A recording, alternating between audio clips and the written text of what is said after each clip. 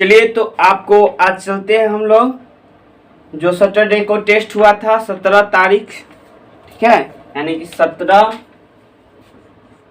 आपका 6/2023 जो बसंतपुर में क्लास हुआ था आपका बीपीएससी का टीचर वाला, उसका आज मैथ और रीजनिंग का टोटल सलूशन कराऊंगा यहाँ पे। तो चलिए आप वीडियो को शुरू से अंत तक देखिएगा। देखिए पहला क्वेश्चन आपका क्या कह रहा है, आपको यहाँ पे दिख रहा होगा। पहला क्वेश्चन एक लिखा हुआ है संख्या, जैसे 38 है और यहाँ m है, यहाँ पे 75 है, ठीक है। यह कह रहा है कि यह 3 से क्या है, 3 से पूरा विभक्त है। 3 से पूरा विभक्त कहने का मतलब हो गया कि यह 3 से संख्या जो है कि पूरा कट जाता है।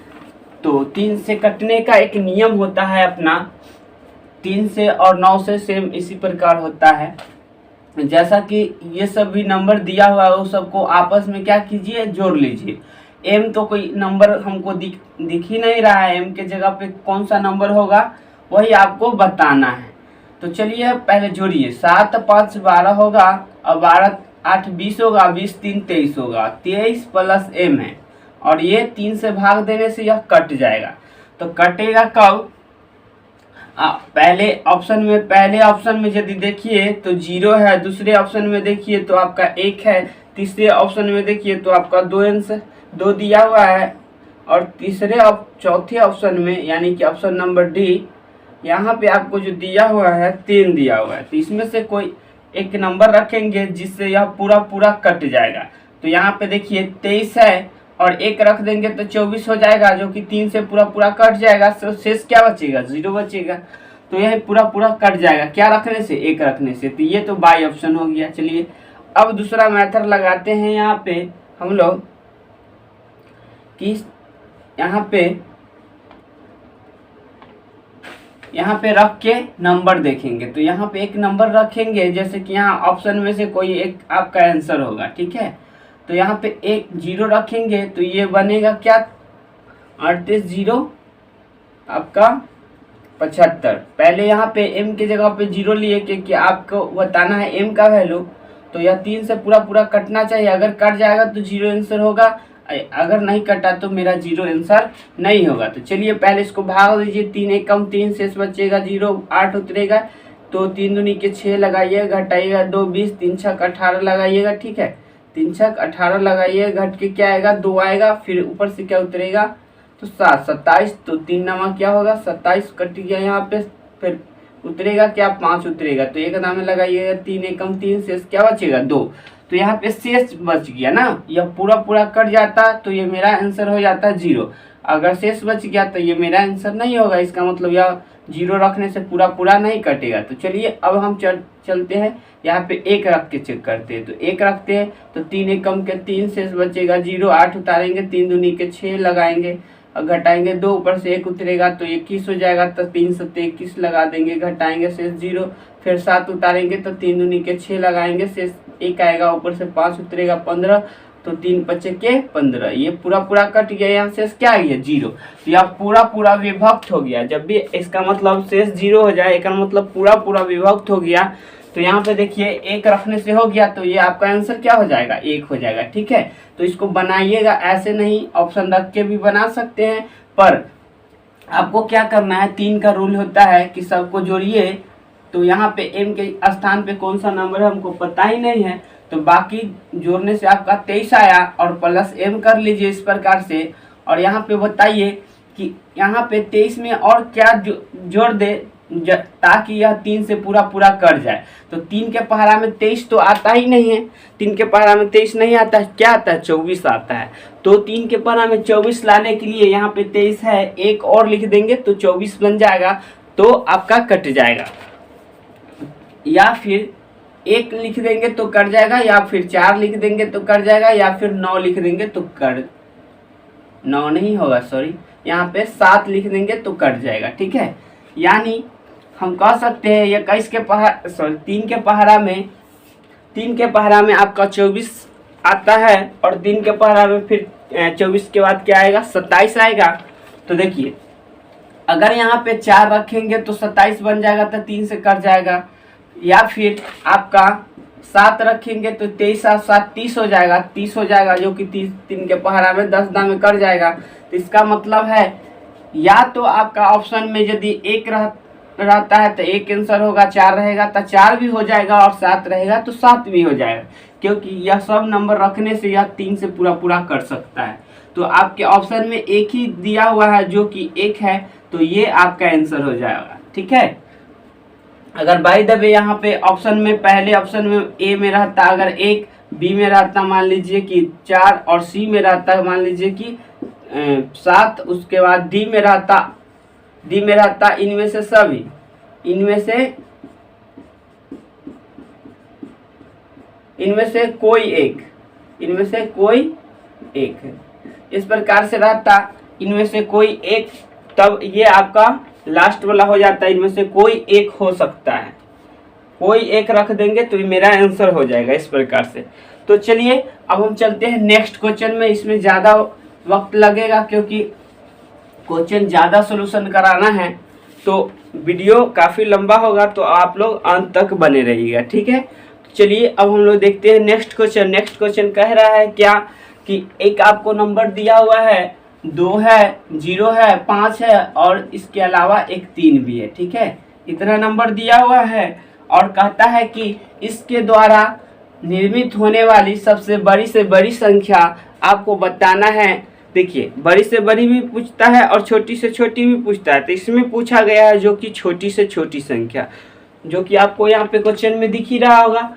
तो चलिए छोटी से छोटी संख्या निकालना है और बड़ी से बड़ी, इसमें दोनों मैं बताऊंगा निकालना। तो सबसे पहले छोटी से छोटी निकालना है, तो क्या कीजिए, पहले आप छोटी वाला नंबर को इसमें से देखिए, इसमें से छोटी सबसे नंबर कौन है, तो 0 है, 0 लिखिए। उसके बाद क्या लिखिएगा, इसको हटा दीजिए, जिसको लिख दिए उसको हटा दीजिए। आपको छोटी लिखना है ना, छोटी संख्या ज्ञात करना है, तो पहले छोटी संख्या लिखिए इस प्रकार से। उसके बाद बचा उसमें सबसे छोटी क्या होगा, तो 2 होगा, और बचा उसमें अब जो बचा ये दोनों को लिखने के बाद उसमें छोटी क्या होगा, तो अब 3 होगा। इसके लास्ट में अब बचा क्या, 5, तो ये 5 होगा। तो देखिए यहाँ पे अब हम इसको देख रहे हैं, तो यह पढ़ेंगे 235, यह 4 अंक की संख्या नहीं है, 3 ही अंक की संख्या हुआ। पर हमसे पूछा गया कि 4 अंक की बड़ी संख्या, तो इससे 4 अंक की बड़ी संख्या करना होगा। तो बस कुछ नहीं कीजिए, यह 0 को सिर्फ आपस में यहाँ से एक्सचेंज कर दीजिए, यानी इसको यहाँ कर दीजिए और इसको यहाँ कीजिए, जो कि इस प्रकार हो जाएगा आपका 2 0 3 5। ये आपका सबसे छोटी संख्या बन जाएगा। इससे निर्मित होने वाली सबसे छोटी संख्या,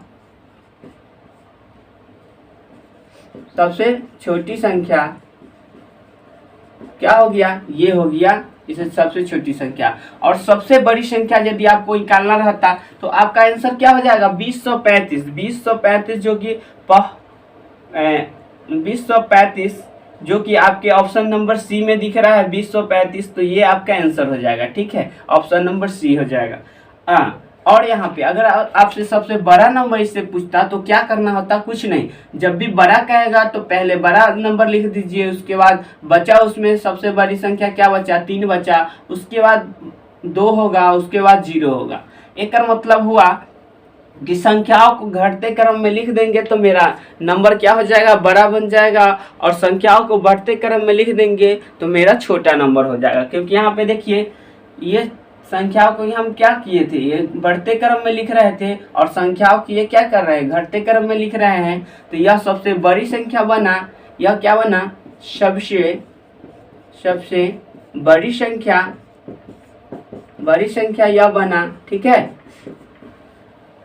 इससे बड़ी संख्या इससे और प्राप्त नहीं किया जा सकता है, मतलब 4 अंक में ही, और नंबर को जब नहीं दोहराएंगे तो इससे बड़ा कोई संख्या बन ही नहीं सकता इससे। तो आपको दोनों तरीका से बनाने आ गया होगा, तो ये आप समझ गए होंगे। तो चलिए अब हम लोग देखते हैं नेक्स्ट क्वेश्चन। ठीक है, जब भी आपको इस प्रकार से क्वेश्चन दिया रहे, अगर मान लीजिए एक और ही बता देते हैं आपको, जैसे मान लीजिए आपका 1 रहता, 5 रहता, और 3 रहता, और मान लीजिए कि 7 रहता, और मान लीजिए 2 रहता। इस प्रकार से नंबर दिया, 5 गो नंबर दिया, 1 2 3 4 5, 5 नंबर अलग अलग दिया क्योंकि बीच में कॉमा है, ठीक है। तो सब अलग अलग नंबर है और पूछा जाता है कि इससे सबसे छोटी निर्मित होने वाली संख्या क्या होगा। तो सबसे छोटी कहेगा तो पहले क्या बोले, छोटी लिख दीजिए, क्योंकि यहाँ पे सब में, इस सब में छोटी 1 दिख रहा है, 1 के बाद 2 दिख रहा है, तो 1 के बाद आप लिखिए 2, 2 के बाद यहाँ पे 3 दिख रहा है, 3 लिखिए, उसके बाद 5 दिख रहा है, उसके बाद 7 दिख रहा है।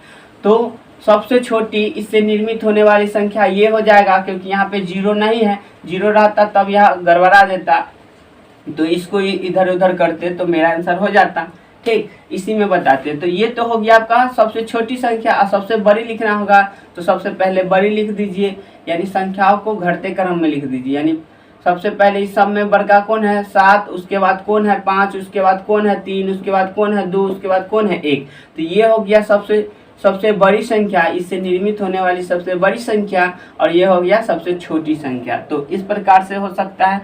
और एक नंबर यहाँ पे और 0 लगा देंगे तब यहाँ पे क्वेश्चन एक चेंज हो गया। अब यहाँ पे 6 अंकों की सबसे बड़ी संख्या पूछेगा, क्योंकि नंबर 6 को दे चुका है, और इससे निर्मित होने वाली सबसे बड़ी संख्या और सबसे छोटी संख्या आपको ज्ञात करना है। तो फिर इसका आंसर चेंज हो जाएगा। देखिए यहाँ पे छोटी संख्या बताए थे, पहले छोटी लिख दीजिए। तो इसमें सबसे छोटी 0 है, उसके बाद 1 है, उसके बाद 2 है, उसके बाद 3 है, उसके बाद 5 है, उसके बाद 7 है। तो इस प्रकार से कुछ नंबर लिखेंगे तो यह 6 नंबर के नहीं बनेगा, ये 5 ही नंबर के बनेगा, क्योंकि 12,357 लिखा हुआ है। तो यह कितना है, क्या अंक का है, तो ये 5 ही अंक का हुआ, 6 अंक का हुआ है नहीं।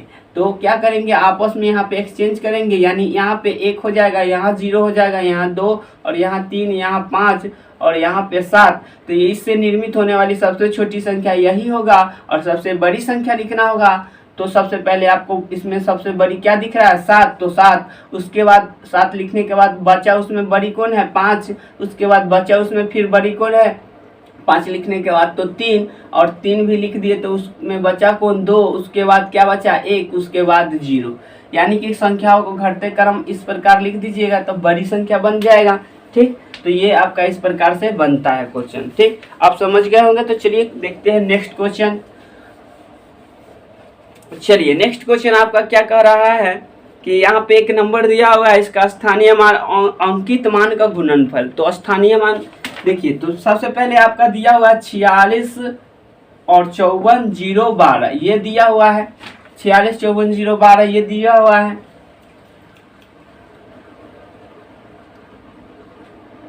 46,54,000 और क्या दिया हुआ है 12, ठीक है। इस प्रकार से, और इसमें आपको पूछा गया है कि 5 का स्थानीय मान और 5 के अंकित मान।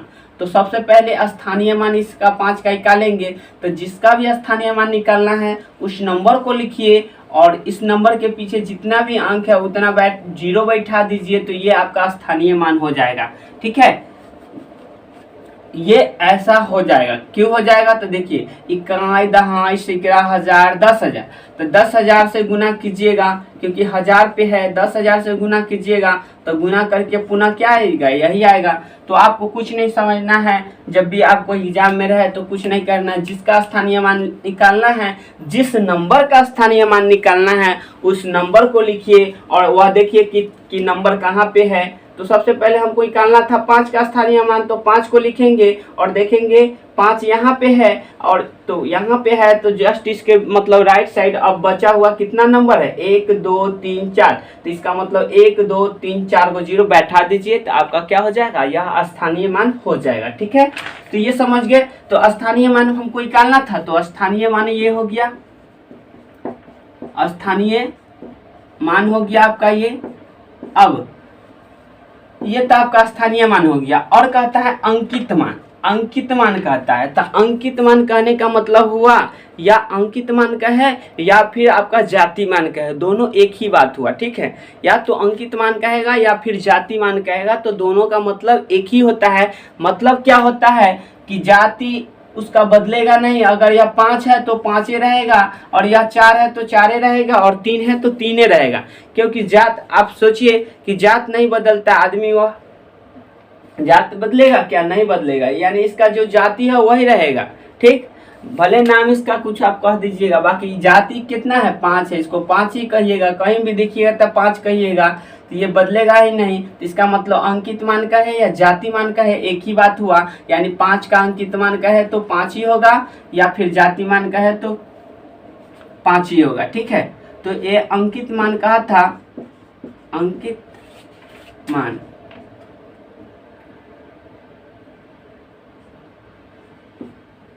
तो ये क्या हो जाएगा, इसका अंकित मान 5 हो जाएगा। और ये दोनों का गुणनफल कहा था, ये दोनों का क्या कहा था, गुणनफल। तो चलिए ये दोनों को हम गुना कर देते हैं। गुणनफल कहने का मतलब गुना, अगर अंतर कहता तो घटा देते, अगर योग कहता तो जोड़ देते। योग का मतलब जोड़ होता है और अंतर का मतलब क्या होता है, घटाव होता है, और गुणनफल का मतलब गुना।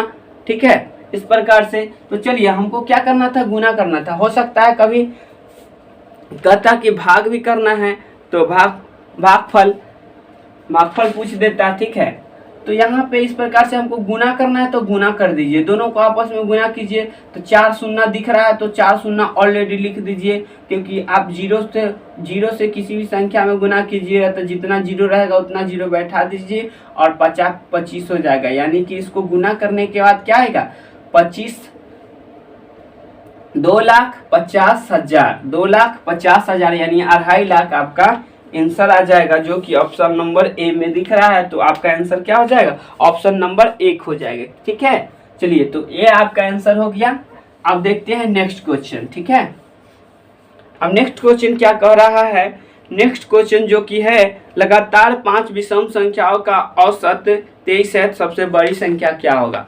तो जब भी इस प्रकार से अगर विषम संख्या रहे या फिर सम संख्या रहे या फिर प्राकृत संख्या रहे, तब उसमें अंतर जो होता है वो समान होता है। जैसा कि मैं बता देता हूँ, कहने का मतलब मैं क्या कहना चाह रहा हूँ। जैसे कि लगातार सम संख्या रहे या विषम संख्या रहे, और लगातार सम संख्या या विषम संख्या या फिर प्राकृत संख्या रहे, तो इसका अंतर समान होता है।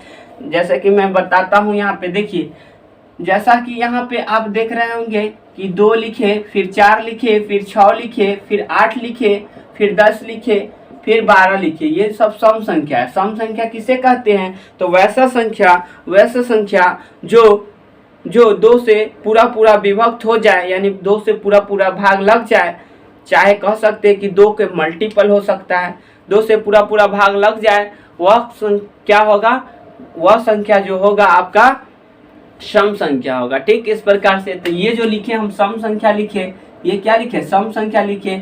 और 0 को भी कहिएगा कि ये सम संख्या है। ठीक है, 0 को भी कहिएगा कि यह सम संख्या है। तो चलिए, तो अब हमको देखिए, यहाँ पे पहले 0 था, 2 हो गया, कितना बढ़ा भाई, 2 बढ़ गया, 2 था, 4 हो गया, कितना बढ़ गया, 2 बढ़ गया, 4 था, 6 हो गया, कितना बढ़ गया, 2 बढ़ गया। यानी अगर लगातार क्रमागत संख्याओं का अंतर यदि बीच का देखे, ये दोनों के बीच के अंतर कहीं भी दिखे, तो दोनों के बीच के अंतर कितना का होगा, 2 का होगा। इसका मतलब इसमें जो डिफरेंट है, डिफरेंट कहने का मतलब अंतर जो है आपका समान है। अंतर क्या है, 2 है, जो कि अंतर क्या है, सम में बराबर है। तो इस प्रकार से अंतर बराबर होता है सम संख्या में भी और विषम संख्या में भी। तो ये तो सम संख्या लिखे, और विषम संख्या मैं लिख के बताता हूँ। विषम संख्या, तो विषम संख्या वैसा संख्या जो कि 2 से पूरा विभक्त न हो, उसे विषम संख्या कहते हैं। यानी 2 के गुणज में नहीं होगा। ठीक है,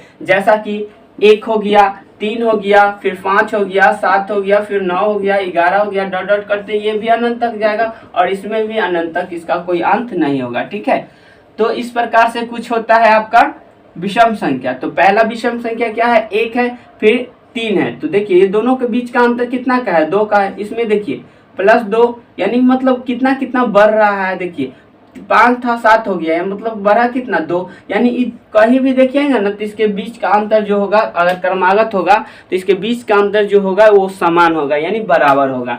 तो डिफरेंट यहाँ पे क्या हो गया, 2 का हो गया। और प्राकृत संख्या में देखिएगा, तो प्राकृत संख्या किसे कहते हैं, तो प्राकृत संख्या कहते हैं गिनती की संख्या को प्राकृत संख्या कहते हैं, जो कि गिनती की संख्या क्या होता है, 1 2 0 नहीं होता है, 0 नहीं होगा, क्योंकि अब काउंट प्राकृत संख्या कहते किसे हैं, तो गिनती की संख्या को, तो गिनती कहाँ से गिनते हैं? 1 से। ऐसा तो नहीं ना कहते हैं कि 0 आदमी, 1 आदमी, 2 आदमी, 3 आदमी, 0 से नहीं शुरू करते हैं। जब भी आपको आदमी काउंट करना रहे, चाहे कोई भी, जैसे मान लीजिए कि आपको पैसा काउंट करना रहे, तो ऐसे नहीं ना कहिएगा 0 रुपया, 1 रुपया, 2 रुपया, 0 से नहीं काउंट करते हैं। हम करेंगे जब भी किसी भी चीज़ का काउंट करेंगे, यानी गिनती करेंगे, तो 1 से शुरू करते हैं कि 1 हो गया, 2 हो गया, 3 होगा, इस प्रकार से। तो आपका प्राकृत संख्या होगा जो 1 से शुरू होगा, 1 2 3 4 5 डॉट डॉट करते हुए, ये भी कभी खत्म नहीं होगा, ये इन्फिनाइट हो जाएगा, यानी अनंत तक हो जाएगा नंबर, इसका कोई और अंत नहीं होगा। मतलब और तो है, बाकी अंत यहाँ पे नहीं है। और ये सब है आपका धनात्मक, ठीक है। चलिए अब यहाँ पे प्राकृत संख्या समझ गए। तो यहाँ पे हम कॉमन डिफरेंस समझाना चाह रहे थे। देखिए इस सब में कितना कितना बढ़ रहा है, 1 1 बढ़ रहा है, यानी कि इसमें +1, इसमें भी +1, इसमें भी +1, इसमें भी +1, मतलब 1 के डिफरेंट है, डिफरेंट बाकी है 1 का डिफरेंट है, बाकी सब में अंतर जो है 1 1 1 का अंतर है।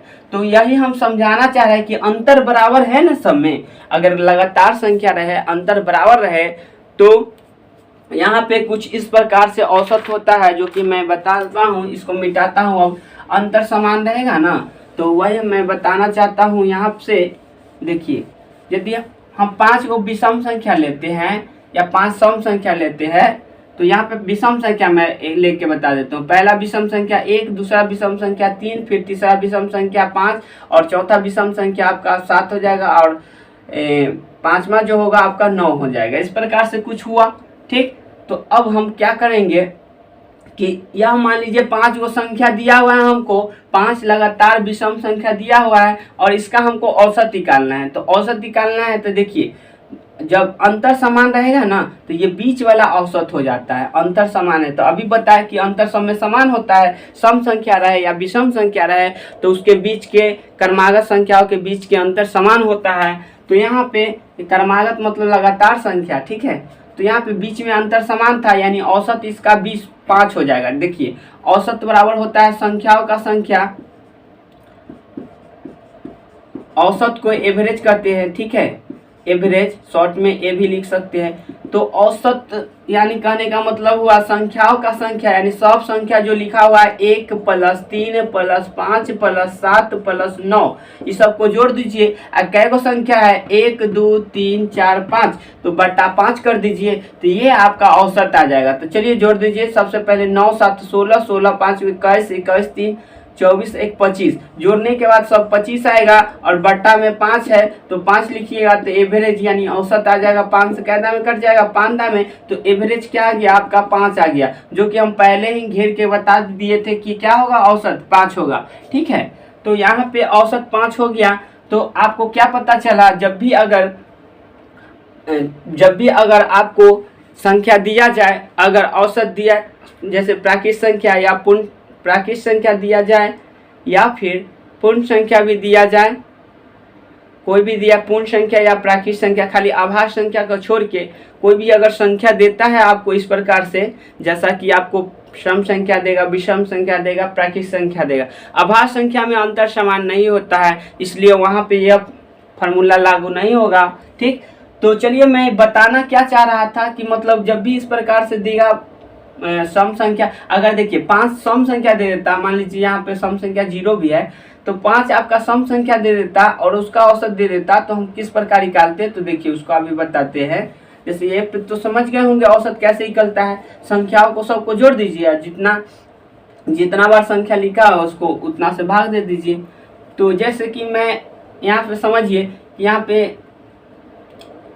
5 को हमको इसमें भी औसत लेके बता देता हूँ। 5 को संख्या ले लेते हैं, 1 2 3 4 5, 5 संख्या ले लिए, तो इसका औसत हम कहेंगे बीच वाला होगा। यहाँ पे मान लीजिए कि 12 नहीं है, तो 5 को संख्या था, इसका औसत निकालना है, तो हम कहेंगे बीच वाला औसत होगा, क्योंकि सब में अंतर क्या है, समान है, तो बीच वाला औसत हो जाएगा, यानी 6 औसत हो जाएगा। देखिए क्योंकि औसत बराबर होता है, सबको जोड़ दीजिए, सबको जो नंबर दिया हुआ सबको जोड़ दीजिए, और बटा कै बार नंबर दिया हुआ है से काउंट करके लिख दीजिए। 1 2 3 4 5, 5 वो नंबर है तो 5 से भाग दे दीजिए, यानी सबको जोड़िएगा। 10 8 18 6 24 और 4 28 और 2 30, 30 बट्टा में 5, 5 से कटेगा 14 में, तो एवरेज क्या आ गया, यानी औसत जो आ गया आपका 6 आ गया, जो कि पहले ही हम घेर के बता दिए कि औसत क्या होगा, 6 होगा। तो इस प्रकार से कुछ रहता है औसत। तो अगर जब भी क्रमागत कहेगा ना तो आपका आंसर क्या होगा, बीच वाला, ठीक है। तो इसमें 5 वो संख्या दिया था, यानी प्रथम संख्या, क्वेश्चन में अब चलते हैं क्वेश्चन पे,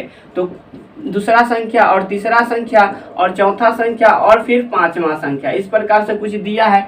तो देखिए मेरा औसत क्या होगा, बीच वाला होगा, यानी जो कि औसत दे चुका है कितना, 23, तो यहाँ पे 23 लिख दीजिए, 23 लिख दीजिए। अभी बताए थे देखिए कि 1 है, उसके बाद विषम संख्या 3, उसके बाद 5, उसके बाद 7, उसके बाद 9।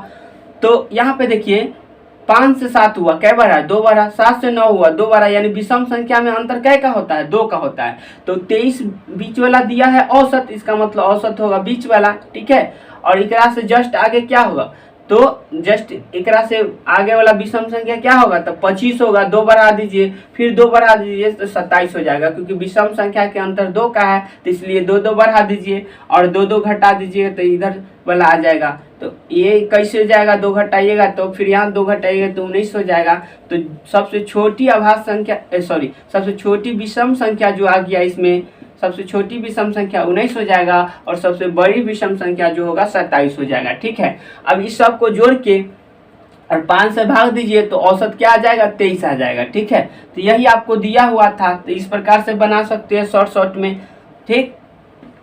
और दूसरा तरीका से बनाने का आपका मन है तो इस प्रकार से भी और बना सकते हैं, ठीक है। जैसा कि मैं बता देता हूं कि पहला संख्या x लीजिएगा तो दूसरा संख्या जो होगा x प्लस 2 हो जाएगा, क्योंकि अंतर जो होता है 2 का होता है। और तीसरा संख्या हो जाएगा x प्लस 4 हो जाएगा, क्योंकि इकरा से 2 ज़्यादा होना चाहिए।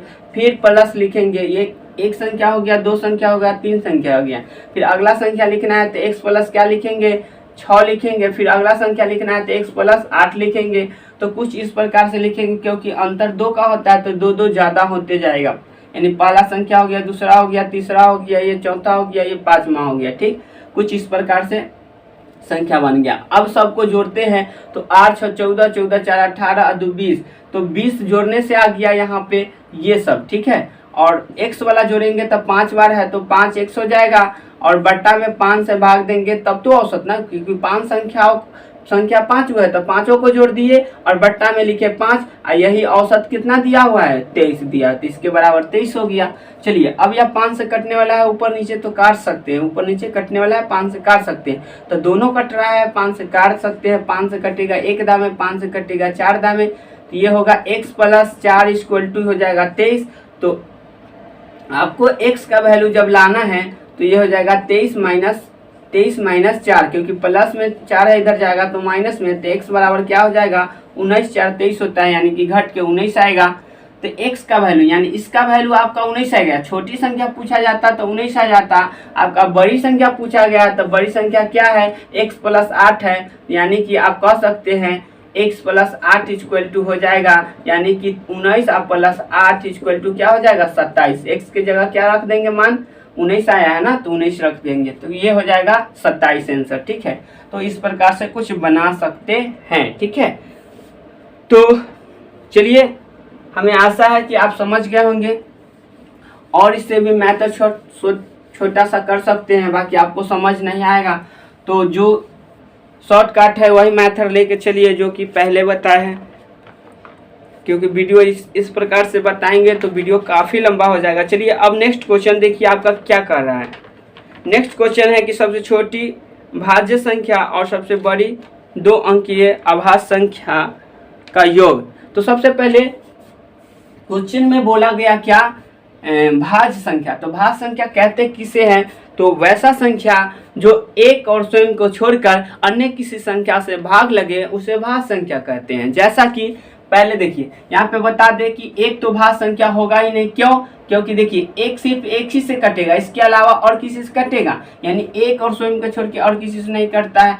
और 2 में देखिए तो 2 भी नहीं होगा भाज्य संख्या, क्यों, क्योंकि यह तो 1 से कटेगा या सिर्फ 2 से, यानी स्वयं से कटेगा या फिर 1 से कटेगा, इसके अलावा और किसी से कटेगा क्या, यह 2 तो नहीं कटेगा। इसका मतलब हो गया कि यह भी आपका भाज्य संख्या नहीं है। और 3 लेंगे तो 3 देखिए 3 भी 1 से कटेगा या 3 से कटेगा, स्वयं से कटेगा, यानी 1 से कटेगा या स्वयं से कटेगा 3। इसके अलावा और किसी से भाग लगेगा? इसमें नहीं लगेगा, मतलब पूरा पूरा कटना चाहिए तो नहीं कटेगा। अब 4 लीजिए, तो 4 लीजिएगा तो देखिए 4 को यदि आप काटिएगा तो 1 से भी कट जाएगा, 2 से भी कट जाएगा, और इसके अलावा 4 से यानी स्वयं से कट के 1 और स्वयं को छोड़ के अन्य किसी संख्या से भाग लग रहा है इसमें, तो 1 और स्वयं को छोड़ के यह 2 से भाग लग रहा है। इसका मतलब जो है, इसका मतलब है कि यह भाज्य संख्या यहाँ से शुरू होगा, ठीक है। यानी सबसे छोटी भाज्य संख्या क्या हो जाएगा आपका? 4 हो जाएगा। तो चलिए, सबसे छोटी भाज्य संख्या कहा था तो भाज्य संख्या 4 हो जाएगा, और सबसे बड़ी 2 अंक में सबसे बड़ी अभाज्य संख्या कहा था तो ये 97 हो जाएगा। तो 97 हो जाएगा। आपको याद रखना होगा क्या कि एक याद करने का जरूरत नहीं है, अगर आप डिफिनेशन समझ जाते हैं तो आप जान सकते हैं कि कौन सा अभाज्य संख्या कौन सा भाज्य संख्या है। और तो बड़ी अभाज्य संख्या कौन होगा 2 अंक में, ये पूछा जाएगा। तो कैसे निकालिएगा? तो आप देखिए, सबसे पहले अभाज्य संख्या कहते किसे उसको जान लीजिए। तो अभाज्य संख्या उसे कहेंगे जो 1 और स्वयं के छोड़ के अन्य किसी संख्या से भाग नहीं लगे, तो वो उसे अभाज्य संख्या कहेंगे। जैसा कि देखिए 1 और स्वयं को छोड़ के, या फिर दूसरे तरीका से कह सकते हैं जिसका केवल और केवल 2 गुणनखंड हो, केवल और केवल कितने गुणनखंड हो? 2 गुणनखंड हो, उसे अभाज्य संख्या कहेंगे। ये ऐसे भी कह सकते हैं। तो देखिए 2 का कितना गुणनखंड है? 2 गुणनखंड है, एगो 1 और एगो 2। 3 का देखिए कितना गुणनखंड है? 2 गुणनखंड है। तो ये 3 भी हो जाएगा आपका अभाज्य संख्या, और 3 भी होगा और 2 भी अभाज्य संख्या होगा। पर 1 में देखिए सिर्फ 1 ही से कटता है, इसका 2 गुणनखंड है, 1 ही गुणनखंड है। इसका मतलब ये आपका अभाज्य संख्या नहीं होगा। अभाज्य संख्या क्या से शुरू होगा? 1 2 से शुरू होगा, और 3 भी होगा, 4 नहीं होगा। 4 क्योंकि यह देखिए 2 से ज्यादा नंबर से कट गया ना 4, तो 2 ही को नंबर से कटना चाहिए। इसके अलावा और किसी नंबर से नहीं कटेगा, वही जो होगा आपका अभाज्य संख्या होगा। जैसा कि 5 लीजिएगा तो ये अभाज्य संख्या हो जाएगा। देखिए 1 से कटेगा या फिर 5 से कटेगा। फिर 7 लीजिएगा तो ये हो जाएगा अभाज्य संख्या, 1 से कटेगा या 7 से कटेगा। 6 नहीं होगा, क्योंकि 6 देखिए 6 को काटिएगा, 1 से कटेगा, 2 से कटेगा, 3 से काटेगा और 6 से भी कट जाएगा। तो मतलब हुआ कि यह 4 नंबर से कट गया। तो यहाँ तो हम बोले थे ऐसा संख्या जो 1 से कटेगा स्वयं से कटे, यानी इसके अलावा यह 2 नंबर से ज्यादा से कट रहा है, तो ये भाज्य संख्या की श्रेणी में आ जाएगा, ठीक है। भाज्य संख्या या फिर इसको सम संख्या कह सकते हैं, ठीक। तो इस प्रकार से कुछ होता है। तो आप याद रखिएगा कि 2 अंक में सबसे बड़ी अभाज्य संख्या कहेगा तो 97 होगा, और 2 अंक में सबसे छोटी अभाज्य संख्या कहेगा तो 11 होगा, ठीक है। छोटी लिख देते हैं, छोटी अभाज्य संख्या, ठीक है। अगर 1 अंक में सबसे छोटी अभाज्य संख्या पूछा जाए 1 अंक में, तो आपका आंसर क्या होगा? आपका आंसर जो होगा, क्योंकि यहाँ देखिए 1 अंक वाला क्या आया? 2 आया अभाज्य संख्या, तो सबसे छोटी अभाज्य संख्या ये हो जाएगा 2, और 2 अंक में देखेंगे सबसे छोटी अभाज्य संख्या तो 11 हो जाएगा, ठीक है। और 2 अंक में हो गया। 3 अंक में सबसे छोटी संख्या देखेंगे तो 101 हो जाएगा। इस प्रकार से कुछ। और सबसे बड़ी संख्या देखेंगे, सबसे बड़ी अभाज्य संख्या देखेंगे, सबसे बड़ी अभाज्य संख्या यदि हम लोग देखेंगे तो 1 अंक में होता है सबसे बड़ी अभाज्य संख्या, जो कि आपको 7 हो जाएगा। क्योंकि यहाँ देखिएगा 7 होगा, 9 को लीजिएगा तो 1 से कटेगा, 3 से कटेगा, 9 से कटेगा, तो 3 को से कटेगा तो अभाज्य संख्या होगा ही नहीं। तो अभाज्य संख्या जो केवल और केवल 2 संख्या से कटे, तो 7 हो जाएगा सबसे 1 अंक में सबसे बड़ी अभाज्य संख्या। 2 अंक में सबसे बड़ी अभाज्य संख्या आपका 97 हो जाएगा, और 3 अंक में सबसे बड़ी संख्या 997 हो जाएगा, ठीक है। इस प्रकार से हो जाएगा। तो आपका ये सब हो गया। तो आपको क्या करना था? 2 अंक के सबसे बड़ी अभाज्य संख्या तो ये हो गया 97, और 1 अंक के सबसे छोटी भाज्य संख्या 4 हो जाएगा, और ये दोनों को जोड़ दीजिए। योग पूछा है यानी जोड़ दीजिए, तो योग का मतलब जोड़ होता है। जोड़िए 97 4 क्या होगा? 101 हो जाएगा। तो 101 आपका आंसर हो जाएगा, ठीक है। इतना बताए कि आप कंफ्यूज भी हो जाइएगा। ठीक है, चलिए अब हम लोग देखते हैं नेक्स्ट क्वेश्चन। पर आपको बेसिक तो जानना ही पड़ेगा ना, बेसिक जानना पड़ेगा किसको क्या कहते हैं। थोड़ा वक्त लगेगा पर संघर्ष जरूर सफल होगा। ठीक है,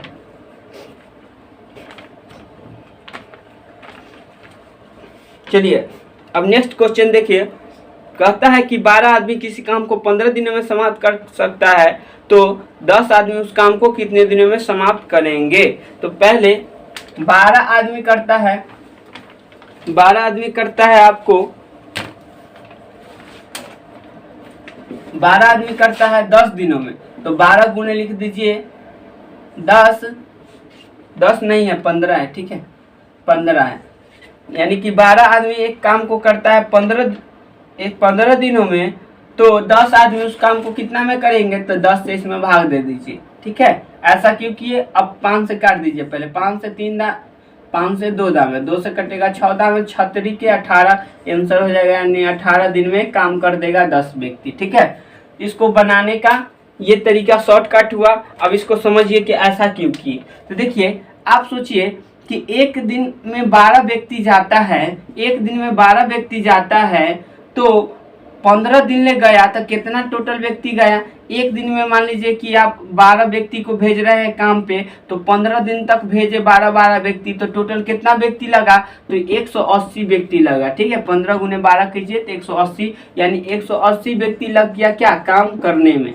यानी कि काम जो था 180 व्यक्ति का काम था। ठीक है, तो अब हमको क्या करना है कि 180 व्यक्ति का काम था, यदि हम लोग 10 व्यक्ति भेजे रोज, तो 180 व्यक्ति का काम है, और 10 व्यक्ति डेली भेजे, तो 10 से क्या दाम में कटेगा, 18 दाम में, यानी कि 18 दिन में क्या हो जाएगा, काम समाप्त हो जाएगा। यानी 18 दिन बाद जाना नहीं पड़ेगा व्यक्ति को, यानी कि काम हो गया समाप्त। तो इस प्रकार से कुछ बनाना है आपको। ठीक, एक एक नियम से बनता है क्वेश्चन। ठीक है, एक एक नियम का है। तो चलिए वहाँ पे एक एक नियम से आपको वहाँ पे बनाना है। इस प्रकार से कुछ शॉर्ट में चुकी करके नहीं बनाएंगे यहाँ पे, क्योंकि एग्जाम में उतना समय नहीं रहता। चलिए अब क्वेश्चन नंबर 7 देखिए। क्वेश्चन नंबर 7 क्या कहता है, कहता है कि 2 + 3, यानी कि 2 + 3 और गुने 2 है, और -7 भागे क्या है, 8 है। उसके बाद यहाँ पे गुने 4 -8 गुने 3 लिखा हुआ है, और +2 लिखा हुआ है। इस प्रकार से कुछ। ठीक, तो आपको क्वेश्चन दिख रहा होगा। चलिए अब हम क्या करते हैं, पहले यहाँ पे V बोर्ड मास पढ़ना होगा, V बोर्ड मास। तो V का मतलब वेरिकुलम होता है, यानी बार कह सकते हैं। जैसा कि मैं यहाँ पे बता दूं, 5 - 2 और भागा 3 = आपको बताना है कि क्या होगा। ठीक, तो इसका आंसर मैं बता दूं कि 1 होगा। इसका आंसर 1 होगा। कैसे इसको सॉल्व किए, तो देखिए सबसे पहले इसमें भाग का काम नहीं होगा, जो वेरिकुलम उस पर बार लगा हुआ है उसका काम होगा। तो चलिए 5 में से क्या कीजिए, आप पहले 2 घटाइएगा तो क्या होगा, घट के 3 आएगा, और इसमें भाग करना है 3 से, तो 3 से 3 क्या दाम में कटेगा, 1 दाम में, तो 1 हो गया। इस प्रकार से कुछ। ठीक, तो वेरिकुलम यहाँ पे कहीं तो दिखता ही नहीं है, तो वेरिकुलम का यूज होगा ही नहीं हमें। और उसके बाद बी से ब्रैकेट होता है, ब्रैकेट हमको कहीं नहीं दिख रहा है। अब ब्रैकेट भी 3 प्रकार के होता है, एक मझोली ब्रैकेट, एक छोटी ब्रैकेट। ये छोटी ब्रैकेट हो गया, ये मझोली ब्रैकेट हो गया, ये बड़ी ब्रैकेट हो गया। तो ब्रैकेट भी 3 प्रकार के होता है। ठीक है, चलिए अब हम लोग देखते हैं। और ब्रैकेट तो है नहीं, तो इसका यूज होगा ही नहीं। उसके बाद ऑफ, ओ से होता है ऑफ, ऑफ को कहिएगा का, हिंदी में कहिएगा का।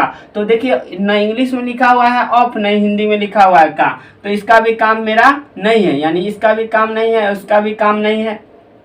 और यहाँ पे डी से होता है डिवाइड करने का मतलब भाग। तो भाग का यहाँ से तो दिख रहा है भाग, तो यहाँ से काम करेंगे हम पहले भाग का। ठीक है, उसके बाद एम से मल्टीपल यानी गुना होता है, एस से एडिशन मतलब जोड़ होता है, एस से सब्ट्रैक्शन मतलब घटा होता है। ठीक है, कुछ इस प्रकार से।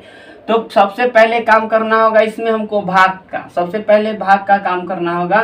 ठीक है, तो ये रूल लगा के हम लोग बनाते हैं। चलिए, तो सबसे पहले 7/8 कर लीजिए, गुने 4 कर लीजिए, क्योंकि भाग था तो पहले हम भाग बट्टा में कर देंगे तो भाग हो गया इसमें। इसका मतलब चलिए अब यहाँ पे -8 है, गुने 3 है तो लिख दीजिए, अब +2 है तो 2 लिख दीजिए। अच्छा, इसको गुना भी करके लिख सकते हैं, यहाँ माइनस है ना तो गुना भी करके लिख सकते हैं, क्योंकि यहाँ तो हम भाग दे दिए ऑलरेडी, बट्टा में लिख दिए, इसका मतलब भाग हो गया। तो 8 तरीके 24 कर लीजिए, 8 तरीके 24 गुना करके लिख दीजिए। और यहाँ पे फिर माइनस था तो माइनस लिख दीजिए, और यहाँ पे 3 गुने 2 कर लीजिए, 6 हो जाएगा, +2 है तो 2 हो जाएगा। इस प्रकार से कुछ। और देखिए 4 से इसको काटिएगा, 9 कुछ हो तो बटा 1, तो भिन्न के गुना न हो गया भाई, तो इसको काट दीजिए, 4 से कटेगा 2 दामे, 2 दामे कटा, तो ये 2 से भाग देंगे, इसमें 3 7 है ना, 7 में हम इस 2 से भाग देंगे तो 3 दशमलव क्या आ जाएगा, 3.5 आ जाएगा। देखिए इसमें भाग दीजिए 2 से, तो 3 दामे 6 आ जाएगा, घट के 1 आएगा, पॉइंट बच जाएगा 0, तो 10 2 बचे 10 लग जाएगा, यानी कि 3.5 दामे कटेगा। तो यानी कि इसको जब सॉल्व किए तो यह कितना दामे 2 से कट गया, 3.5 दामे कट गया, तो ये लिख दिए। ठीक है, कुछ इस प्रकार से। अब चलिए अब क्या करेंगे, तो जो भी प्लस वाला है उसको एक साथ जोड़ेंगे। तो यहाँ तो माइनस है और यहाँ माइनस है, यानी दोनों माइनस एक साथ जुड़ेगा, और जितना भी प्लस वाला है सब एक साथ जुड़ेगा। तो ये प्लस में 2 है, 6 प्लस में है, इसके आगे कुछ दिख ही नहीं रहा है सिंबल, तो ये भी होगा जो प्लस में होगा। किसी के आगे सिंबल नहीं लिखा रहता है तो वो प्लस में रहता है, और किसी के आगे सिंबल लगा दिया जाता है इस प्रकार से, तो ये माइनस में रहता है। जैसा कि ऐसा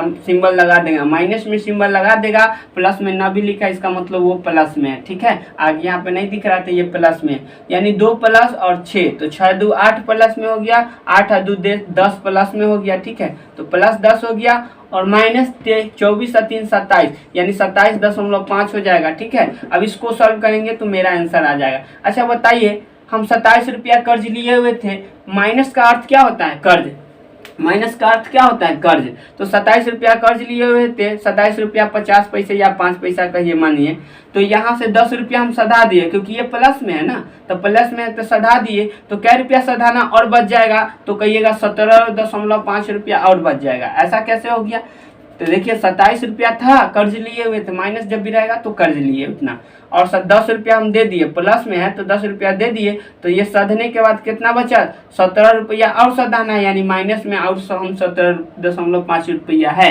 तो इस प्रकार से कुछ बना लीजिएगा, तो 17.5 आ जाएगा माइनस में। और ऐसे नहीं समझे तो दूसरे तरीका से समझिए, तो एक घटाना ही है ना, घटाना है, दोनों के बीच में एक प्लस में एक माइनस में, तो हमेशा घटेगा, एक प्लस एक माइनस तो हमेशा घटेगा।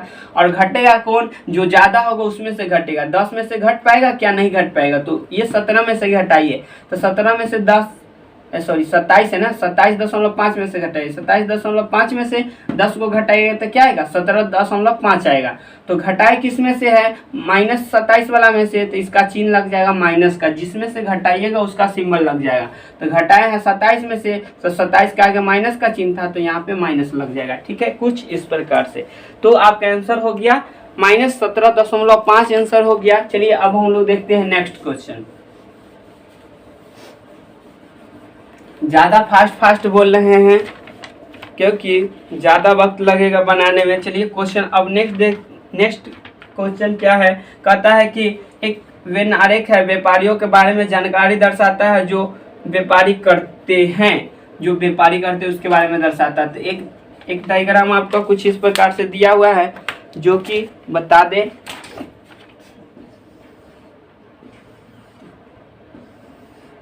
ये जो दिया हुआ है चावल का दिया हुआ है, ये जो दिया हुआ है गेहूं का दिया हुआ है, और ये जो दिया हुआ है चना का दिया हुआ है, कुछ इस प्रकार से। और यहाँ पे डाटा दिया हुआ है कि 52 है, और ये जो दिया हुआ है 71 है, और ये जो दिया है 65 है, और यहाँ जो दिया है 2 है, यहाँ पे 7 है, यहाँ पे 3 है, और यहाँ पे जो है 20 है। इस प्रकार से कुछ डाटा दिया है। ठीक, अब हमसे इसमें पूछ रहा है क्या क्वेश्चन में, कितने व्यापारी केवल गेहूं और केवल चने का व्यापार करते हैं। और का मतलब जोड़ना है। ठीक है, और का मतलब जोड़ना है। तो देखिए कितने व्यापारी गेहूं और चने का, केवल गेहूं और चने का, तो केवल लगाएगा, तो केवल वाला जब भी भाग लगाएगा ना, तो इसका मतलब हो गया, इसका मतलब हुआ इसका भाग इसमें नहीं आना चाहिए। जैसा कि ये केवल गेहूं, तो केवल गेहूं देखिए कि ये से इधर मतलब इसमें नहीं जाना चाहिए, ये सब उसमें नहीं जाना चाहिए, यानी केवल गेहूं कहेगा ना तो गेहूं वाला पार्ट में आना चाहिए, ये दोनों पार्ट में नहीं जाना चाहिए। यानी कि आप कह सकते हैं चावल में ना आना चाहिए ना चना में आना चाहिए, केवल गेहूं लगाएगा। तो देखिए ये यदि हम 20 लेते हैं तो ये तो इसमें भी आ गया और इसमें भी आ गया, दोनों में काउंट हो गया, इसलिए इसको 20 को नहीं लेंगे। केवल लगाएगा तो बाहर वाला होगा, केवल जैसे लगाएगा तब बाहर वाला। जैसे केवल चावल कहता था 52 कह देते, केवल गेहूं कहता तो 71 कह देते, केवल चना कहता था आपका 65 आंसर हो जाता। बाकी कहा था केवल गेहूं और केवल चना, तो केवल गेहूं कितना है 71, केवल गेहूं कितना है 71 और केवल चना क्या है 65। अब ये दोनों का योग जोड़ दीजिए, क्या होगा 6 और 7 6 13 136। तो आपका इसका आंसर क्या हो जाएगा 136 हो जाएगा। केवल गेहूं और चना, केवल गेहूं और केवल चना उपयोग करने वाले कितने व्यक्ति हैं 136 व्यक्ति है, ठीक है। तो कुछ इस प्रकार से आंसर हो जाएगा। और यदि अगर आपको पूछा जाता कितने ऐसे व्यक्ति हैं जो गेहूं और चना का उपयोग करते हैं, तो कितने ऐसे व्यक्ति हैं जो गेहूं और चना का उपयोग करते हैं, तो 7 और 2 क्या हो जाता है 9, क्योंकि देखिए ये गेहूं भी उपयोग कर रहा है और चना भी उपयोग कर रहा है, ठीक है। ये देखिए गेहूं के अंतर्गत भी आ गया और ये चना के अंतर्गत भी आ गया, कितना व्यक्ति, ये देखिए 7 गो और 2 गो, ये व्यक्ति जो है गेहूं के अंतर्गत में आ गया। देखिए ये गेहूं के डायग्राम में आ गया और ये देखिए चना के डायग्राम में आ गया। तो गेहूं और चना में कितने व्यक्ति हो जाएंगे, तो ये 7 और 2 9 हो जाएंगे, ठीक। गेहूं और चने में केवल पूछता कि गेहूं और चने में, केवल सिर्फ गेहूं और चने में, तो ये हो जाता आपका आंसर केवल गेहूं और चने में कितना व्यक्ति 2 व्यक्ति हो जाता। केवल गेहूं लगा देगा तो 2 व्यक्ति हो जाएगा, ठीक है। तो कुछ इस प्रकार से हो जाएगा। चलिए अब हम लोग देखते हैं नेक्स्ट क्वेश्चन। आपका आंसर क्या हो गया 136 बनाएंगे तो यहाँ से बहुत सारा क्वेश्चन बनेगा, बाकी इतना समय नहीं है, अब ज़्यादा क्वेश्चन सॉल्व कराना है। चलिए अब कहता है कि एक बिंदु से खींची जा सकने वाली रेखाओं की संख्या कितनी है। तो देखिए एक मैं बिंदु बना देता हूँ, एक बिंदु बना देता हूँ और यहाँ से हमको एक रेखा खींचना है। ये बिंदु बना दिया और यहाँ से आपको रेखा खींच के बताना है कि कितना रेखा खींचा सकता है। तो इधर मुँह खींच दिए, इधर मुँह, इधर मुँह, इधर मुँह, मतलब इस प्रकार से कुछ बिंदु पर से रेखा खींचे इस प्रकार से। तो बताइए कितना, हम 10 को खींचेंगे कि 2 को खींचेंगे कि 5 को खींचेंगे। तो जितना हमको, जितना तक जगह है उतना तक हम खींचते जाएंगे, इसका कोई अंत होगा कि मतलब क्या वो खींच पाएंगे। तो ये डिपेंड करता है कि बॉल कितना पतला है, उसे बहुत ज़्यादा खींच सकते हैं। तो अच्छा बताइए 2 को खींच सकते हैं, नहीं 2 से ज़्यादा खींच सकते हैं। और 4 खींच सकते हैं क्या, तो नहीं 4 से भी अधिक खींच सकते हैं, जो कि ऑप्शन, ये पहला ऑप्शन दूसरा ऑप्शन गलत हो गया। 10 ही खींच सकते हैं क्या, तो ये 10 भी नहीं होगा। तो कहता है अपरिमित रूप से अनेक, हाँ तो ये हो जाएगा आपका ऑप्शन नंबर डी। अपरिमित रूप से क्या हो जाएगा, अनेक खींच सकते हैं, देखिए बहुत सारा खींच सकते हैं, ठीक है। तो कुछ इस प्रकार से यह क्वेश्चन था, तो आपका आंसर हो जाएगा ऑप्शन नंबर डी, जो कि आपको दिख गया। चलिए अब नेक्स्ट क्वेश्चन क्या कर रहा है उस पर ध्यान दीजिए। कहता है कि संख्या पद्धति में 5 अंकों की संख्या क्या है। तो कहने का मतलब इसका हुआ क्वेश्चन का समझिए, जैसा कि मैं लिख के बताता हूँ, 1 2 और ये 3, ये 4, ये 5, ये 6, ये 7, ये 8 और ये 9, कुछ गिनती इस प्रकार से लिख दिए। और यह डॉट डॉट करते हुए हम 99 तक लिख दिए, 99 तक लिख दिए। तो आप बताइए कि यह टोटल संख्या क्या वो लिख दिए, तो 99 को लिख दिए। टोटल संख्या 1 से लेकर 99 तक लिखे, तो टोटल संख्या क्या हो गया 99 को हो गया। तो हम इसमें पूछेंगे कि 2 अंक वाला क्या वो संख्या है। तो 2 अंक वाला कहाँ से शुरू हुआ है, 10 से शुरू हुआ है। 2 अंक वाला कहाँ से शुरू हुआ है, 10 से शुरू हुआ है। तो बताइए 1 से लेकर 99 तक में क्या वो संख्या होगा, 99 को होगा कि नहीं होगा। बाकी की 1 अंक वाला क्या गो है, 1 अंक वाला तो 9 गो, इतने से दिख रहा है 9 गो है, क्योंकि 1 अंक वाला तो 9 गो है, 1 गो 2 गो 3 गो 4 गो 5 गो 6 गो 7 गो 8 गो 9 गो संख्या है। और यहाँ जैसी 10 से शुरू होता है तो 2 अंक वाला संख्या बन जाता है। तो आपको यहाँ से बताइए 1 से 99 तक में आपको 99 गो संख्या था, 1 से 99 तक में 99 गो संख्या था, और 1 अंक वाला घटा देंगे तो आगे क्या बचेगा, 2 अंक वाला बचेगा। यानी इतना घटा देंगे तो आगे जो बचा 2 अंक वाला बचा, तो इसमें से यानी कि 9 गो संख्या घटा देंगे, 1 अंक वाला, इधर वाला संख्या 1 अंक वाला घटा देंगे तो कुछ घट के इस प्रकार आ जाएगा 90। यानी कि आपको जब भी इस प्रकार से देखिए, यानी 90 को ऐसा संख्या है जो 2 अंक का है, 2 अंक का है। तो सेम कुछ ऐसा ही क्वेश्चन आपको दिया गया है, तो उसको समझिए कि कैसे आपको दिया गया है। कहता है कि संख्या पद्धति में पांच अंकों की संख्याओं की संख्या कितनी है। तो कुछ इसी प्रकार से आपको दिया गया है, 1 2 3 4 इस प्रकार से डॉट डॉट लिखते जाइएगा। तो आपको 5 अंकों की नहीं तो 5 ही अंकों की सबसे बड़ी संख्या लिख दीजिए, 9999। यानी कि आपको कहाँ तक जाएगा, 9999 तक कुछ इस प्रकार से जाएगा संख्या। ठीक है, नहीं 9000 नहीं है, 99,999 है। क्या है, 99,999, मतलब कुछ इस प्रकार से आपका जाएगा। ठीक, तो आपको क्या करना है अब, तो ये देखिए आप क्या कीजिएगा, तो यहाँ पे क्या किए बताइए। तो यहाँ पे आप ये भी समझ सकते हैं, इसके बीच में क्या आएगा,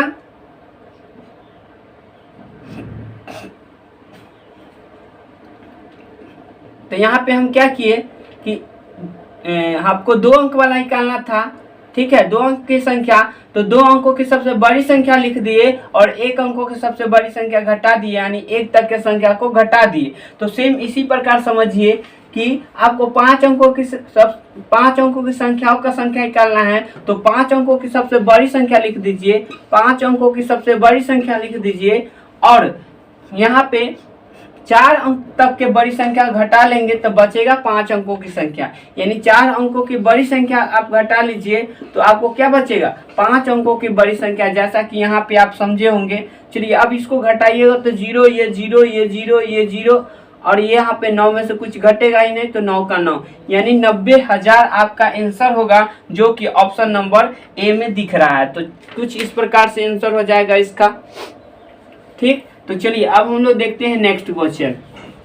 इसको और बेहतर से समझा सकते थे, पर टाइम ज़्यादा लग जाएगा तो इतना वक्त नहीं दे पाएंगे। चलिए अब देखते हैं नेक्स्ट क्वेश्चन आपका क्या कर रहा है। अब रीजनिंग का आ गया क्वेश्चन, तो पहले रीजनिंग अब देखते हैं कि क्या कर रहा है क्वेश्चन में।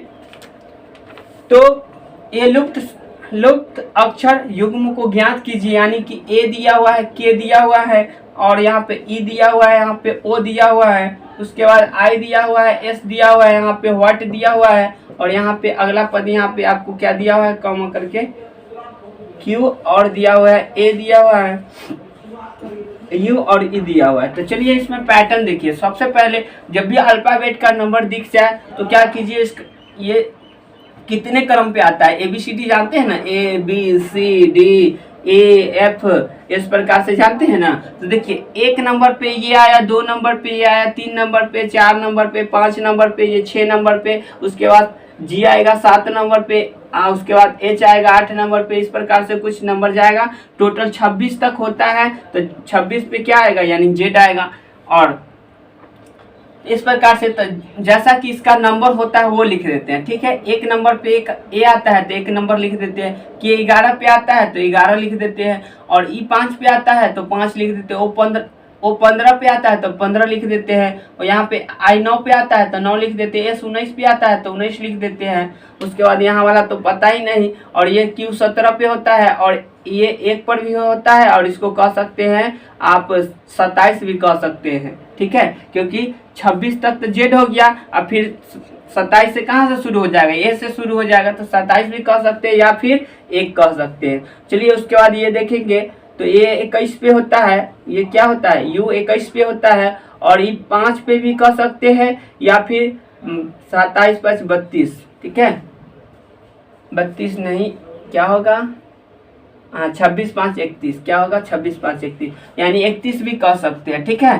26 और 5 31, इस यहाँ पे 31 पे आ जाएगा, यानी कि ये।